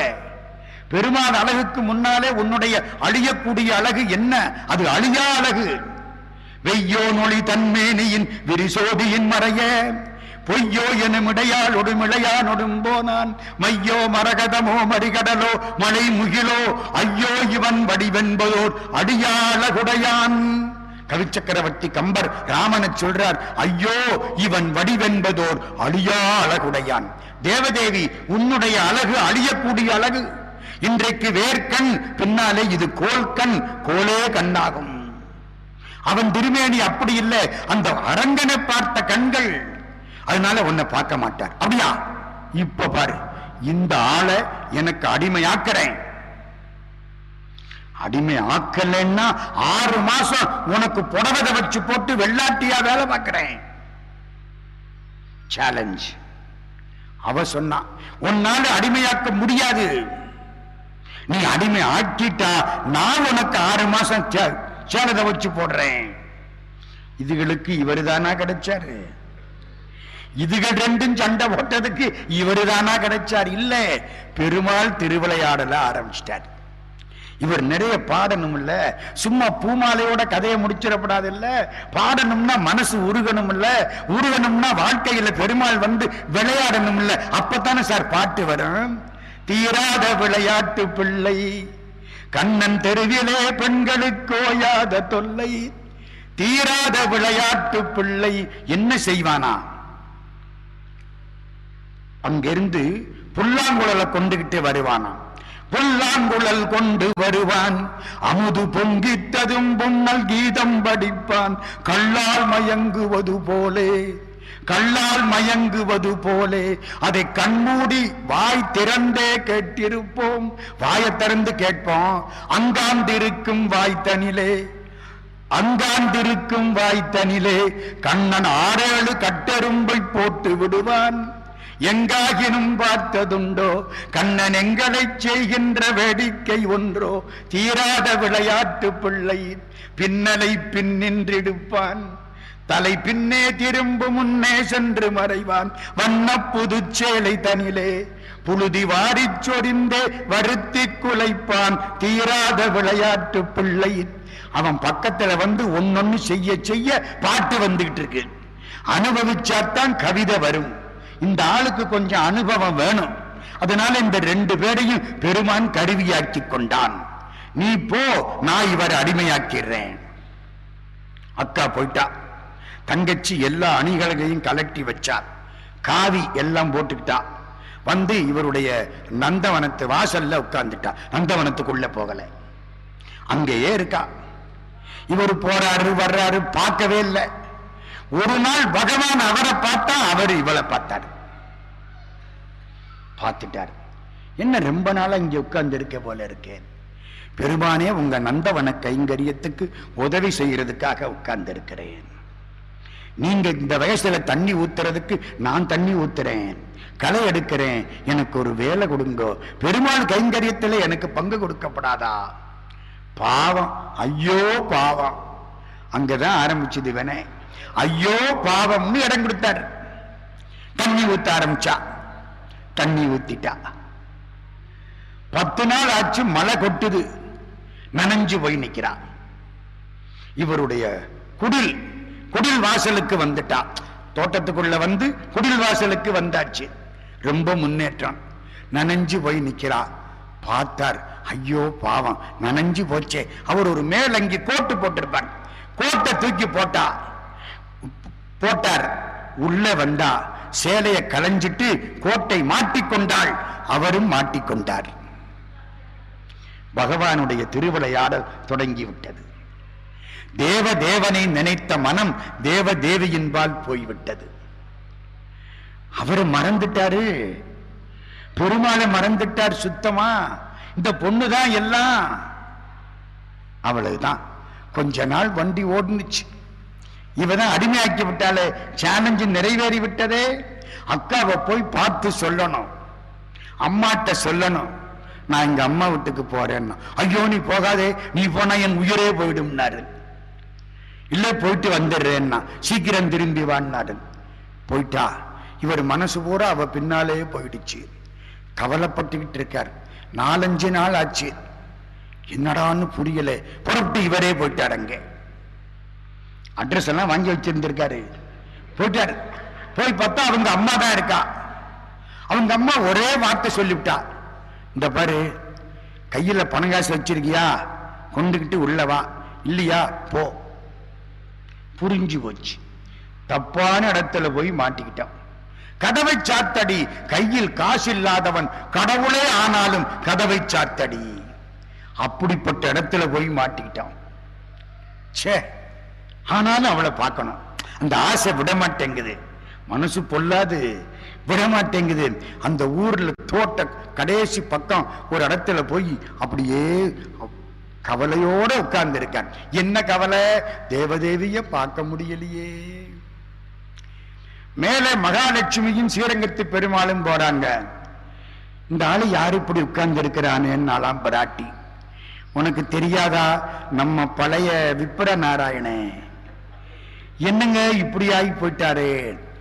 என்ன பண்றது, தேவ தேவி இழுத்துட்டா, நீங்க ஒரு கருணை காட்டப்படாதா? நீ சொல்லிட்டில்ல, காட்டிடுறேன். அவ சொல்லணும், மகாலட்சுமி சொல்லணும், அப்பத்தான் காரியம் நடக்கும். மீனாட்சி காலில் விழுந்துட்டா சொக்கலிங்க பெருமான் எஸ் என்றுவாரு. புரிஞ்சு வச்சுங்க. நேர அவ காலில் போய் விழுந்துடணும், தாயே காப்பாத்து, வேற யாரும் வழி கிடையாது. ராத்திரி அங்கிருந்து ஒரு சாதாரண ஆளா வேஷம் போட்டார் பெருமாள். கோயில்ல சுத்தோதக பாத்திரம்னு ஒண்ணு தங்கத்தினாலான வட்டில் அதை எடுத்துக்கிட்டாரு. நேர அவங்க அம்மாட்ட போயிட்டாரு. யாரு நீ? விப்ர நாராயணனுடைய வேலைக்காரன். உனக்கு என்ன வேணும்? இதை கொடுத்துட்டு வர சொன்னாரு. பூரா தங்கம், இவ்வளவு பெரிய பாத்திரம்.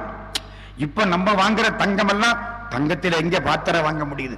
தங்கத்தில் மோதிரம் வாங்கின காலமே மலை ஏறி போச்சு.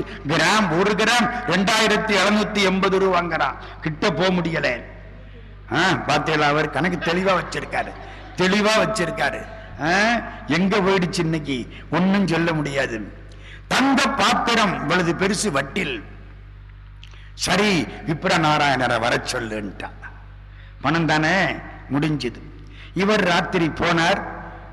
இதெல்லாம் உள்ளவளுக்கு தெரியாது, தேவதேவிக்கு. அம்மா சொன்னா விப்ர நாராயணர் வந்தாரு, போ சொல்லிட்டேன், போனாரு, திரும்ப வருவாருன்னா. வந்தாரு, இருந்தாரு. அதுக்குள்ள இன்னொரு முக்கியமான விஷயம், காலம்புற கோயில் கதவை திறந்து பார்த்தா வட்டில், தங்க வட்டில காணோம். கோயில்ல களவு போய் உடனே கண்டுபிடிச்சு விட்டாங்க. இன்னைக்கு காலையில கண்டுபிடிச்சு விட்டாங்க. தேடுறான், ராஜா சொல்லிட்டான் எல்லா வீட்லையும் தேடுனா, இவ வீட்டுல, தேவதேவி வீட்டுல இருக்கு. ஏது? இந்த விப்ர நாராயணர் தான் ஒரு ஆள் மூலம் கொடுத்து விட்டாரு. இந்த உட்கார்ந்து இருக்காருல, இவர் தான். நான் எங்க கொடுத்து விட்டேன்னாரு. அவங்க அம்மா சொல்லிட்டா, உங்க பேரை சொல்லித்தான் அந்த ஆள் கொடுத்தாரு. தங்க பாத்திரம் வேற எப்படி கிடைக்கும்? ராஜா வந்தா இவரை சிறையில போடுன்ட்டான். இனிமேத்தான் வழக்கு விசாரணை. எல்லாரும் சொல்றாங்க இவர் தப்பு பண்ணி இருக்க மாட்டாரு. தேவதேவியினுடைய தாயார் சொல்றா, இவர் தான் ஒரு ஆள் விட்டு கொடுத்து விட்டாரு. அந்த ஆள் கருப்பா இருந்தாரு, உயரமா இருந்தாரு, அழகா இருந்தாரு, அவரு தான் கொண்டாந்து கொடுத்தாரு, வேலைக்காரன் சொன்னாரு. எப்படி இருந்தாரு?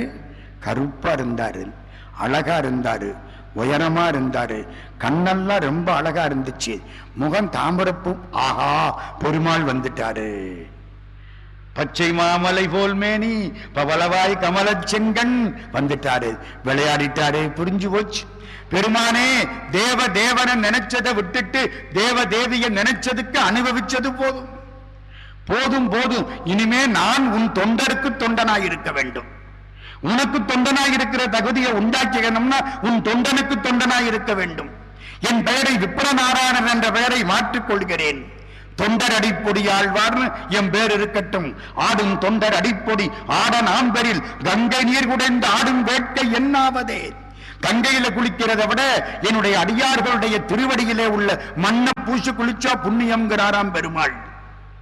அவ்வளவுதான், மாறி போனார் பெருமாள். ராஜாவுடைய கனவுல போனார். விப்ர நாராயணனை நாம் தடுத்து ஆட்கொண்டோம், வெளியில விட்டு. ராஜாவுக்கு சந்தோஷம், பெருமாள் கனவுல வந்துட்டார். ஆமா, பெருமாள் இவர் கனவுல போகாம ஏன் அவர் கனவுல போனாரு? ஏன்னா அந்த பாத்திரம் பெருமாளுக்கு ராஜா பண்ணி கொடுத்த பாத்திரம். எது? தங்க பாத்திரம். சொந்தக்காரன் அவன் பண்ணி கொடுத்தான். முதல்ல அவனுக்கு காட்சி கொடுத்தார். கனவுலே விப்ர நாராயணனை விடுதலை பண்ணு வந்தார். கோயிலுக்குள்ள போனார். பெருமானே, இவ்வளவு காலம் தூங்கிட்டேன், இப்பத்தான் முழிச்சிருக்கேன், உனக்கு திருப்பள்ளி எழுச்சி பாடுறேன். கடவுளுக்கு ஏன் திருப்பள்ளி எழுச்சி? தூங்குறாரா? சிவபெருமான் தூங்கினா என்னத்துக்காக? பெருமாள் அருகுயில் தான், தூக்கம் இல்ல, முழிச்சுக்கிட்டு தான் தூங்குறார் அவரு. அருகுயில் அது. கதிரவன் குணதிசை சிகரம் வந்தனைந்தான், கனையிருள் அகன்றது காலையம் பொழுதாய், மது விரிந்தொழுகின மாமலரெல்லாம் வானவர் அரசர்கள் வந்து வந்தீண்டி எதிர் திசை நிறைந்தனர். இவரொடும் புகுந்த இருங்களிற்றீட்டமும் பிடியொடு முரசும் அதிர்தலில் அலைகடல் போன்றுளதெங்கும் அரங்கத்தம்மா பள்ளி எழுந்தருளாயே. எல்லா தேவர்களும் உன் வீட்டு வாசப்புள்ள வந்து நிக்கிறாங்க.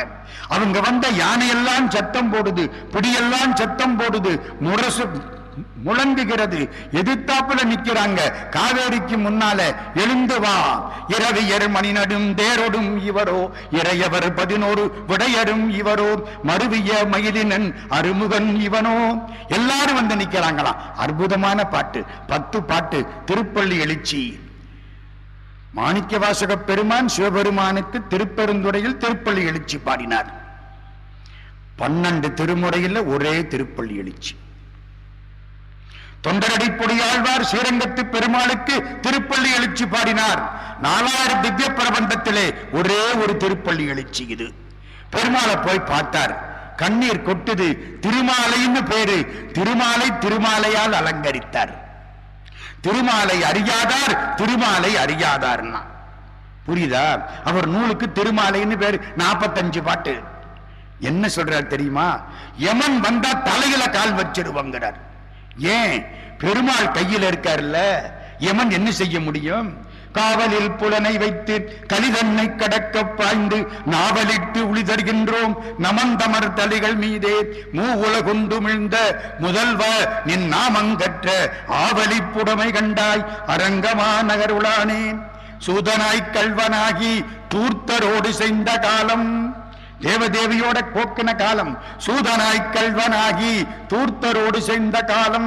மாதரார் கயல்கண் என்னும் வலையுட்பட்டழுந்து வேனை போதரே இங்க வாடா போதரே என்று சொல்லி புந்தியில் புகுந்து தன்பால் ஆதரம் பெருக வைத்த அழகனூர் அரங்கமன்றேன். பாயும் நீர் அரங்கந்தன்னுள் பாம்பனை பள்ளி கொண்ட மாயனார் திருநன்மார்பும் மரகத வடிவும் தோளும் தூய தாமரை கண்களும் துவரிதழ் பவளவாயும் ஆயசீர் முடியும் தேசும் அடியரோர் ககலாமே. 45 பாட்டு திருமாலை. அற்புதமான பாட்டு. நீ உண்மையா இருந்தா கடவுள் உண்மையா இருப்பார், நீ பொய்யனா இருந்தா கடவுள் பொய்யனா இருப்பார். மெய்யற்கே மெய்யனாகும் விதியிலா என்னை போல பொய்யற்கே பொய்யனாகும் புட்கொடி உடைய கோமான் உய்யப்போம் உணர்வினார்கட்கு ஒருவன் என்று உணர்ந்த பின்னை ஐயப்பாடறுத்து தோன்றும் அரங்கனூர் அடகனூர் அரங்கமன்றே. ஒரு பாட்டு ஸ்ரீரங்கத்தை பத்தி அழகான பாட்டு. பெருமாளே, இந்த பிறவி வேண்டாம். ஏன்? வேத நூல்படி 100 வருஷம் வாழலாம், ஜோசியப்படி 120 வருஷம் வாழலாம்.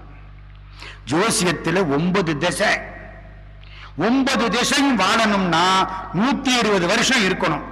சில பேர் சொல்றான் எனக்கு சுக்கிர திசைன்னா, அதுக்கு ஏண்டா கஷ்டப்படுறேன்னு. அங்கே வயசு 92, இப்ப வந்தா என்ன வராட்டி என்ன? சாக போறவோ சுக்கிர தசை வந்து என்ன லாபம் சொல்லுங்க? அது மாதிரி சில பேருக்கு சுக்கிர தசையே வராது, அடுத்த பிறவியில தான் வரும். அப்படி எல்லாம் இருக்கும். வேத நூல் பிராயம் 100 மனுஷர் தாம் புகுவரேனும் பாதியும் உறங்கி போகும். 100 வருஷத்திலே 50 வருஷம் தூங்கியே போச்சு. படுக்கையில படுத்து தூங்குனது கொஞ்சம், ஆபீஸ்ல தூங்குனது கொஞ்சம், மேடையில வந்து ஸ்ரீரங்கத்தை பத்தி ஒருத்தர் பேசுற பொழுது கேட்டுக்கிட்டே தூணுல சாஞ்சி தூங்குனது கொஞ்சம். எவ்வளவு தூக்கம் வருது தெரியுமா? வீட்டுல வராத தூக்கம் இங்க வருது, அசத்துது. எனக்கு வேண்டிய ஒருத்தர் ரிட்டையர் ஆனதுக்கு அப்புறம் ஆபீஸுக்கு வந்துட்டார். ஏன்னு கேட்டேன், இங்க தூங்கி பழகி போச்சு சார், நல்லா இருக்கு, வீட்டை விட என்ன ஆகிறது, எவ்வளவு தூங்கிட்டோம். கண்ணை மூடிக்கிட்டு தூங்குனது கொஞ்சம், கண்ணை முழிச்சபடிக்கு தூங்குனது கொஞ்சம். 50 வருஷம் போச்சான். வேத நூல் பிராயம் 100 மனுஷர் தாம் புகுவரேலும் பாதியும் உறங்கி போகும். அப்புறம் நின்றதில் 15 ஆண்டு பேதை பாலகனதாகும். 15 வருஷம் ஒன்னும் தெரியாத சின்ன பிள்ளையா போச்சு. 50 15 65, மிச்சம் 35. இதுல பிணி பசி மூப்பு துன்பம் எல்லாம் போனா என்னையா மிஞ்சும்? அதனால பிறவி வேண்டாம். தினமும் படிக்க வேண்டிய பாட்டு. வேத நூல் பிராயம் 100 மனுஷர் தாம் புகுவரேலும் பாதியும் உறங்கி போகும். நின்றதில் 15 ஆண்டு பேதை பாலகனதாகும். பிணி பசி மூப்பு துன்பம் ஆதலால் பிறவி வேண்டேன் அரங்கமா நகருளானே. 45 பாட்டும் கொட்டி இருக்காருங்க. அப்படியெல்லாம் பாட முடியாது. ஸ்ரீரங்கத்துக்கு வேற என்ன பெருமை? கொஞ்சம் வேகமா ஓடுவன்னிமே. பெருமாளுக்கு என்ன பேரு சொன்னேன்? பெரிய பெருமாள். அம்பாளுக்கு என்ன பேரு? ஸ்ரீரங்க நாச்சியார். இளங்கோவடிகள் பாடுறார், நீலமேகம் நெடும் பொற்குன்றத்து பால் வெறிந்தகலாது படிந்தது போல. பார்க்கடல்ல நீலமேகம் படுத்தாப்புல படுத்து கிடக்கிறாராம் பெருமாள். 1000 விரித்தெழு தலையுடை அருந்திரல் பாயல் பள்ளி பலர் தொழுதேத்த 1000 தலை உள்ள ஆதிசேஷனுக்கு கீழே எல்லாரும் கும்பிட படுத்திருக்காராம். விரிதிரை காவிரி வியன் பெருந்துருத்தி திருவமர் மார்பன் கிடந்த வண்ணமும். இளங்கோவடிகள் சிலப்பதிகாரத்தில் 2000 வருஷத்துக்கு முன்னாலே ஸ்ரீரங்கத்தை பாடுறார்.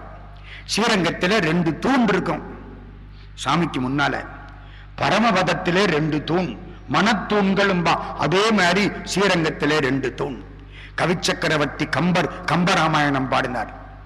அதிலே அவருக்கு ரொம்ப பிரிய நரசிங்கத்திடத்தில் எனக்கு வேண்டிய ஒரு ஆடிட்டர் ஸ்ரீகாந்தன் பேரு, அவங்க அப்பா வந்திருக்கார். அவரு கூட அங்க ஓரத்துல வந்து உட்கார்ந்து இருக்காரு. நரசிங்கத்திட்டு அவருக்கு ரொம்ப பிரியம். வீட்டுல புள்ள குட்டி எல்லாம் நரசிங்கம் நரசிங்கம் நரசிங்கம்.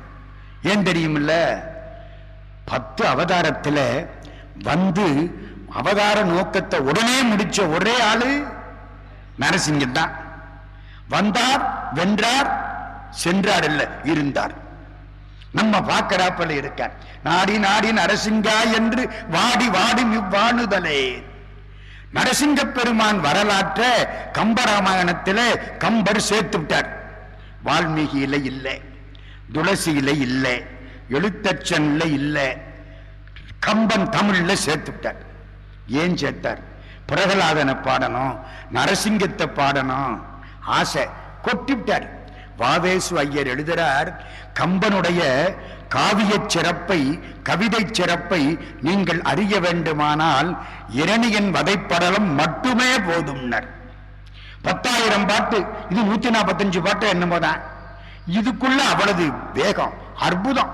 அப்படி பாட்டு பார்க்க முடியாது. வந்து நிக்கிறானா, கேட்கிறான், இரணியன் கேட்கிறான் பிள்ளைய பார்த்து, டே நீ சொல்ற நாராயணன் எங்கடா இருக்கான்? அந்த புள்ள பதில் சொல்றான். அற்புதமான இடம். சாணினும் உளன், ஒரு சான் தானுங்க, சான் சாணினும் உளன் ஓர் தன்மை அணுவினை சதகூறிட்ட கோணினும் உளன். அணுவை தொலைச்சு 100 பங்கு ஆக்கினா அதுல ஒரு பங்குக்கு கோன்னு பேரு. அணுவை தொலைக்க முடியாதுன்னு நினைச்ச காலம். ஐன்ஸ்டீன் வந்ததுக்கு அப்புறம் 1910க்கு அப்புறம் அணுவை பிளந்த காலம் நமக்கு. கம்பர் வாழ்ந்தது கிட்டத்தட்ட 9ஆம் நூற்றாண்டு, 800 900க்குள்ள. அப்ப பாடுறார், அணுவை துளைத்து 100ல ஒரு பங்கு ஆக்கினால் அதுக்கு கோன்னு பேரு. அதுக்குள்ள பெருமாள் இருக்கிறார். சாணினும் உளன் ஓர் தன்மை அணுவினை சதகூறிட்ட கோணினும் உளன் மாமேறு குன்றினும் உளன் இன்னின்ற தூணினும் உளன். இந்த தூண்ல இருக்கார். நீ சொன்ன சொல்லினும் உளன். எங்க இருக்கிறான்னு கேட்டியே, அந்த சொல்லுல உட்கார்ந்து இருக்கிறார். பெருமாள் பயந்து போய் நிற்கிறார். இவன் பாட்டுக்கு சொல்லிக்கிட்டே இருக்கிறானே, உன் நெஞ்சுக்குள்ள இருக்கிறேன்னு சொல்லிவிட்டா நான் மாட்டிக்கிடுவனேன்னு அவர் பயப்படுறார். என்ன நெஞ்சுக்குள்ள இருக்கிறேன்னு சொல்லிவிட்டா நெஞ்ச பொழந்து இவர் வர முடியாது. பக்தன் மனசுக்குள்ள இருக்கிறான்னு சொல்லிவிட்டா பக்தன் மனசை புழக்க முடியாது. ஏய் வேகமா போசுற, பாத்துடா பாத்துறாங்கிறார் உள்ள இருக்கிற பெருமாள். பிரகலாதன் சொல்றான், சாணினும் உளங்கோர் தன்மை அணுவினை சதகூறிட்ட கோணினும் உளன் மாமேறு குன்றினும் உளன் இன்னின்ற தூணினும் உளன் நீ சொன்ன சொல்லினும் உளன் இத்தன்மை காணுதி விரைவில் என்றான். நன்றன கனகன் நக்கான். கனகம்னா தங்கம், கனகன் திரள்கின்ற பெருங்கிடி. கனகம்னா தங்கம், கனகன்னா இரணியன், இரணியம்னா தங்கம். நன்றன கனகன் நக்கான். ஒரு உத விட்டான் தூணை. பெருமாளை ருக்மணி பிராட்டி கேட்டாலாம், நீங்க எப்ப ரொம்ப கஷ்டப்பட்டீங்கன்னு. பெருமாள் சொன்னாராம், அந்த மண்டபத்தில் 1000 தூணு. இந்த பிரகலாதன் சொல்லிவிட்டான் தூண்ல இருப்பாருன்னு. அவங்க அப்ப இரணியன் எத்தனாவது தூணை உடைப்பானோ? 74வது தூணை உடைச்சா நான் 74வது தூணுக்குள்ள இருந்து வரணும். எதிர்த்தாப்புல இருக்கிற 2வது தூணை உடைச்சா அதுல இருந்து வரணும். நான் பெரும்பாடு பட்டுக்கிட்டு இருந்தேன். அதுவும் மேக்கப்போட வரணும். உடம்பு முழுக்க மனுஷ உடம்பா இருக்கணும், தலை சிங்கத்தலையா இருக்கணும். வரம் வாங்கி இருக்கான். எந்த மனுஷனாலையும் சாவில்ல, எந்த விலங்குனாலையும் சாவில்ல. அப்ப ரெண்டும் சேர்ந்து ஒரு கூட்டணி போட்டு வரணும். காத்து கிடந்தேன், நல்ல வேளை தூணை உடைச்சான், பாதி மேக்கப்ல ஓடியாந்துட்டேன். பெருமான் வருகிறான். திசை திறந்து அண்டங்கீறி சிரித்தது செங்கட்சியம். சியம்னா சிங்கம். சத்தம் போட்டு சிரிச்சுதான். அற்புதமான வாக்கு. இந்த புலவர் பெருமக்கள் இதை ஒத்துக்கல. கம்பராமாயணத்துக்கும் இரணியன் வத பள்ளத்துக்கு என்ன சம்பந்தம்? ராமாயணத்துக்கு முன்னால நரசிங்க அவதாரம், ரொம்ப முன்னால நரசிங்க அவதாரம். முதல்ல மச்சாவதாரம், 2வது 2லையும் இருந்தது ஆமை கூர்மாவதாரம், 3வது பன்றி வராக அவதாரம், 4வது நரசிங்க அவதாரம், 5வது வாமன அவதாரம், 6வது பரசுராம அவதாரம், 7வது ராமாவதாரம், 8வது பலராம அவதாரம், 9வது கிருஷ்ணாவதாரம், 10வது கல்கி அவதாரம். எங்க போயிடுச்சு இரணியனுடைய வாழ்க்கை? அதை கொண்டு இங்க வைக்கப்படாது. ராமாயணத்தை ஒத்துக்க மாட்டான், நீ அரங்கேற்றப்படாது. இவருக்கு என்ன பண்றது? ஸ்ரீரங்கத்தில் எல்லாத்தையும் கேட்டு அதுக்கு பல கதைகள் சொல்றாங்க. கடைசி மேட்டழகிய சிங்கர் சந்நிதி, அற்புதமான நரசிங்கம் இருக்கங்க. அதுக்கு முன்னால ராமாயணத்தை ஒரு வழியா அரங்கேற்றாங்களாம். ஆனாலும் சில பேர் ஒத்துக்க மாட்டேங்கிறான். இந்த பாட்டு வந்துதான் திசை திறந்தண்டங்கீறி சிரித்தது செங்கட்சியம். அந்த சிங்க உரு கடகடகடன்னு சிரிச்சுதான். எல்லாம் பயந்துட்டான். கம்பனுடைய வாக்கு நரசிங்க பெருமானிடத்திலே அரங்கேறி விட்டது. கவிச்சக்கரவர்த்தி கம்பர் வாழ்கான். அரங்கேறினது எங்கே? ஸ்ரீரங்கத்திலே. பெரியாழ்வார் பார்க்கிறார். ஆண்டாள் நாச்சியார பல்லக்கில் அனுப்பிச்சு தூக்கிக்கிட்டு போனது யாரு? ஸ்ரீரங்கத்து பெருமாள் தானே. ஒரு பொண்ணை பெத்தேன். இந்த ஸ்ரீரங்கத்து பெருமாள் வந்து கல்யாணம் பண்ணி கூட்டிக்கிட்டு போயிட்டாரு. என் பொண்ணுக்கு 2 மாமியாரு, கிருஷ்ணனுக்கு 2 அம்மா. பெற்றவள் தேவகி, வளர்த்தவள் யசோதை. ஒரு மாமியார்கிட்டயே மருமகள் படுற பாடு பெரும்பாடா இருக்கு. 2 மாமியார் இல்ல. இந்த யசோத பிராட்டி என் பொண்ணை நல்லா வச்சுக்கணுமே அப்படின்னு நாராம் பெரியாழ்வார். ஒரு மகள் தன்னை உடையேன், உலகம் நிறைந்த புகழால் திருமகள் போல வளர்த்தேன், செங்கண்மால் தான் கொண்டு போனான், பெருமகளாய் குடி வாழ்ந்து பெரும் பிள்ளை பெற்ற யசோதை.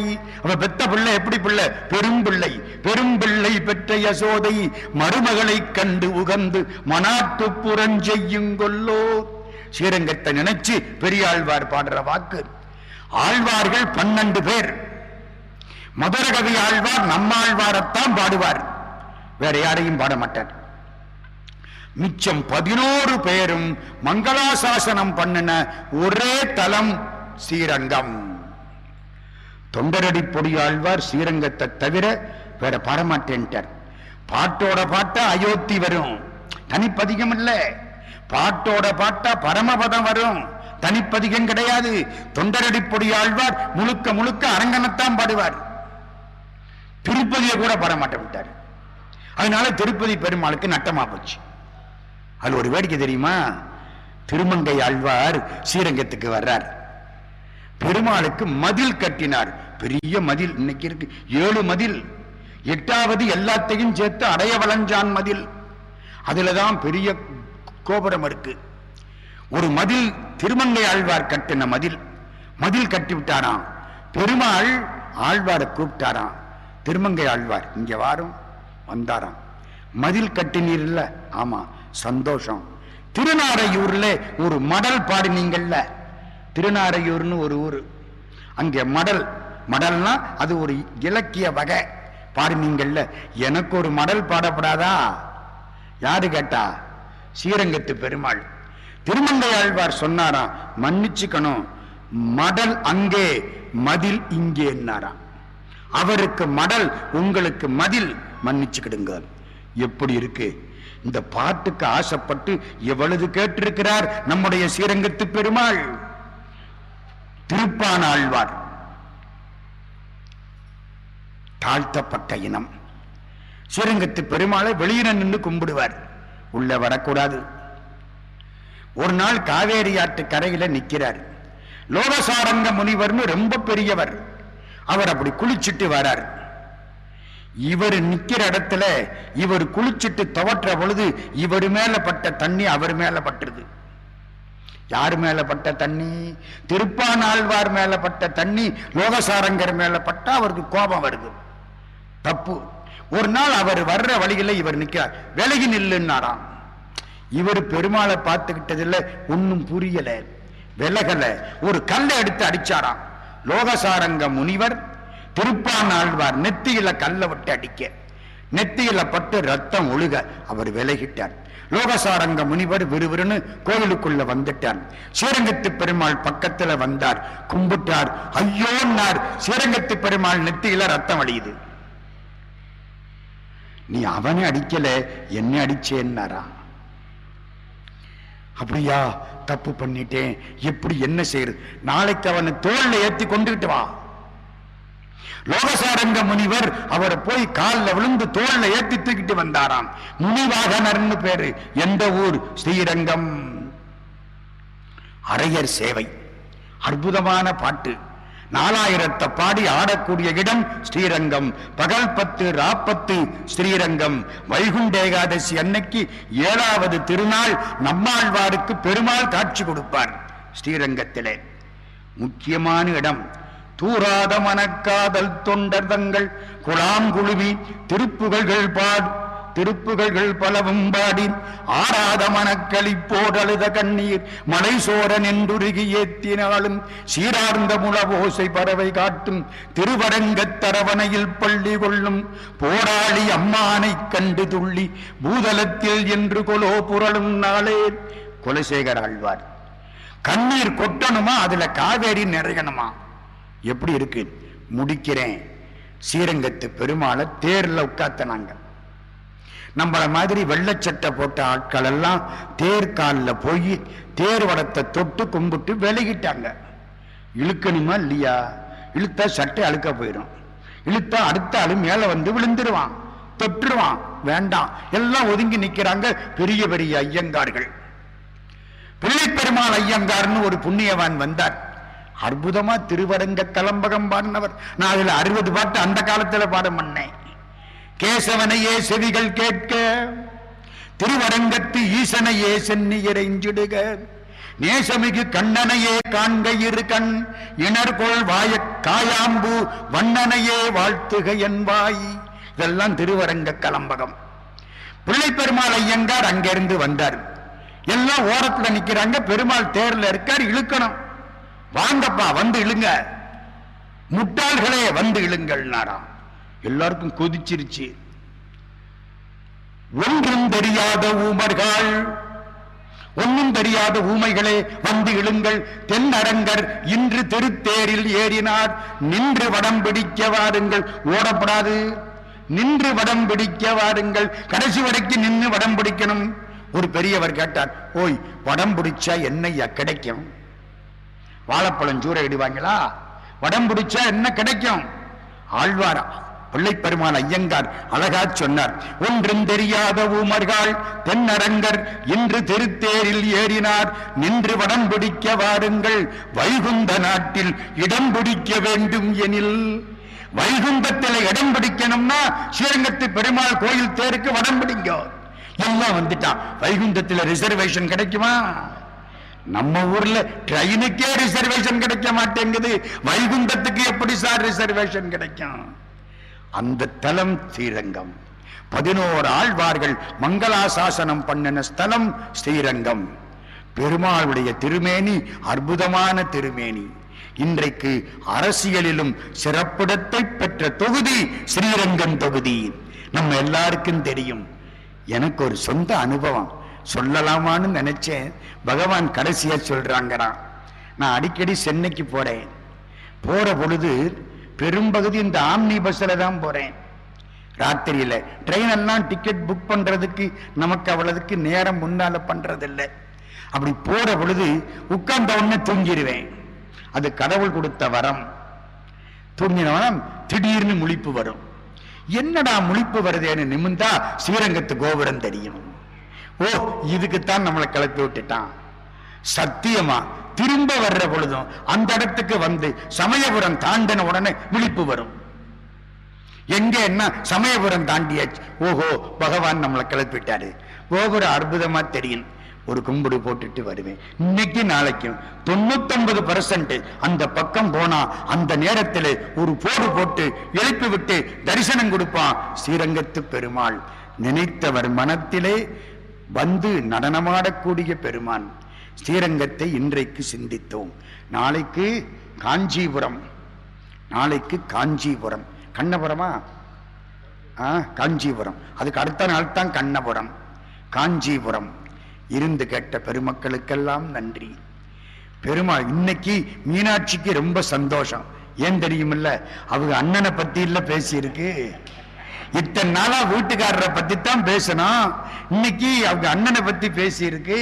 அதனால மீனாட்சியின் கிருபையினாலே இருந்து கேட்ட எல்லோருக்கும் எல்லா விதமான இன்பங்களையும் தர வேண்டும் என்று வாழ்த்தி, என்னையும் ஒருவனாக்கி இரும் கடல் சென்னியில் வைத்த சேவக போற்றி என்ற திருவாசகத்தை நினைவு செய்து நெஞ்சத்தே நின்று நிறைவு தரும் மீனாட்சி கஞ்சமலர் சேவடிக்கு கைகூப்பி தண்டனிட்டு அனைவரையும் வணங்கி அமைகிறோம். நன்றி.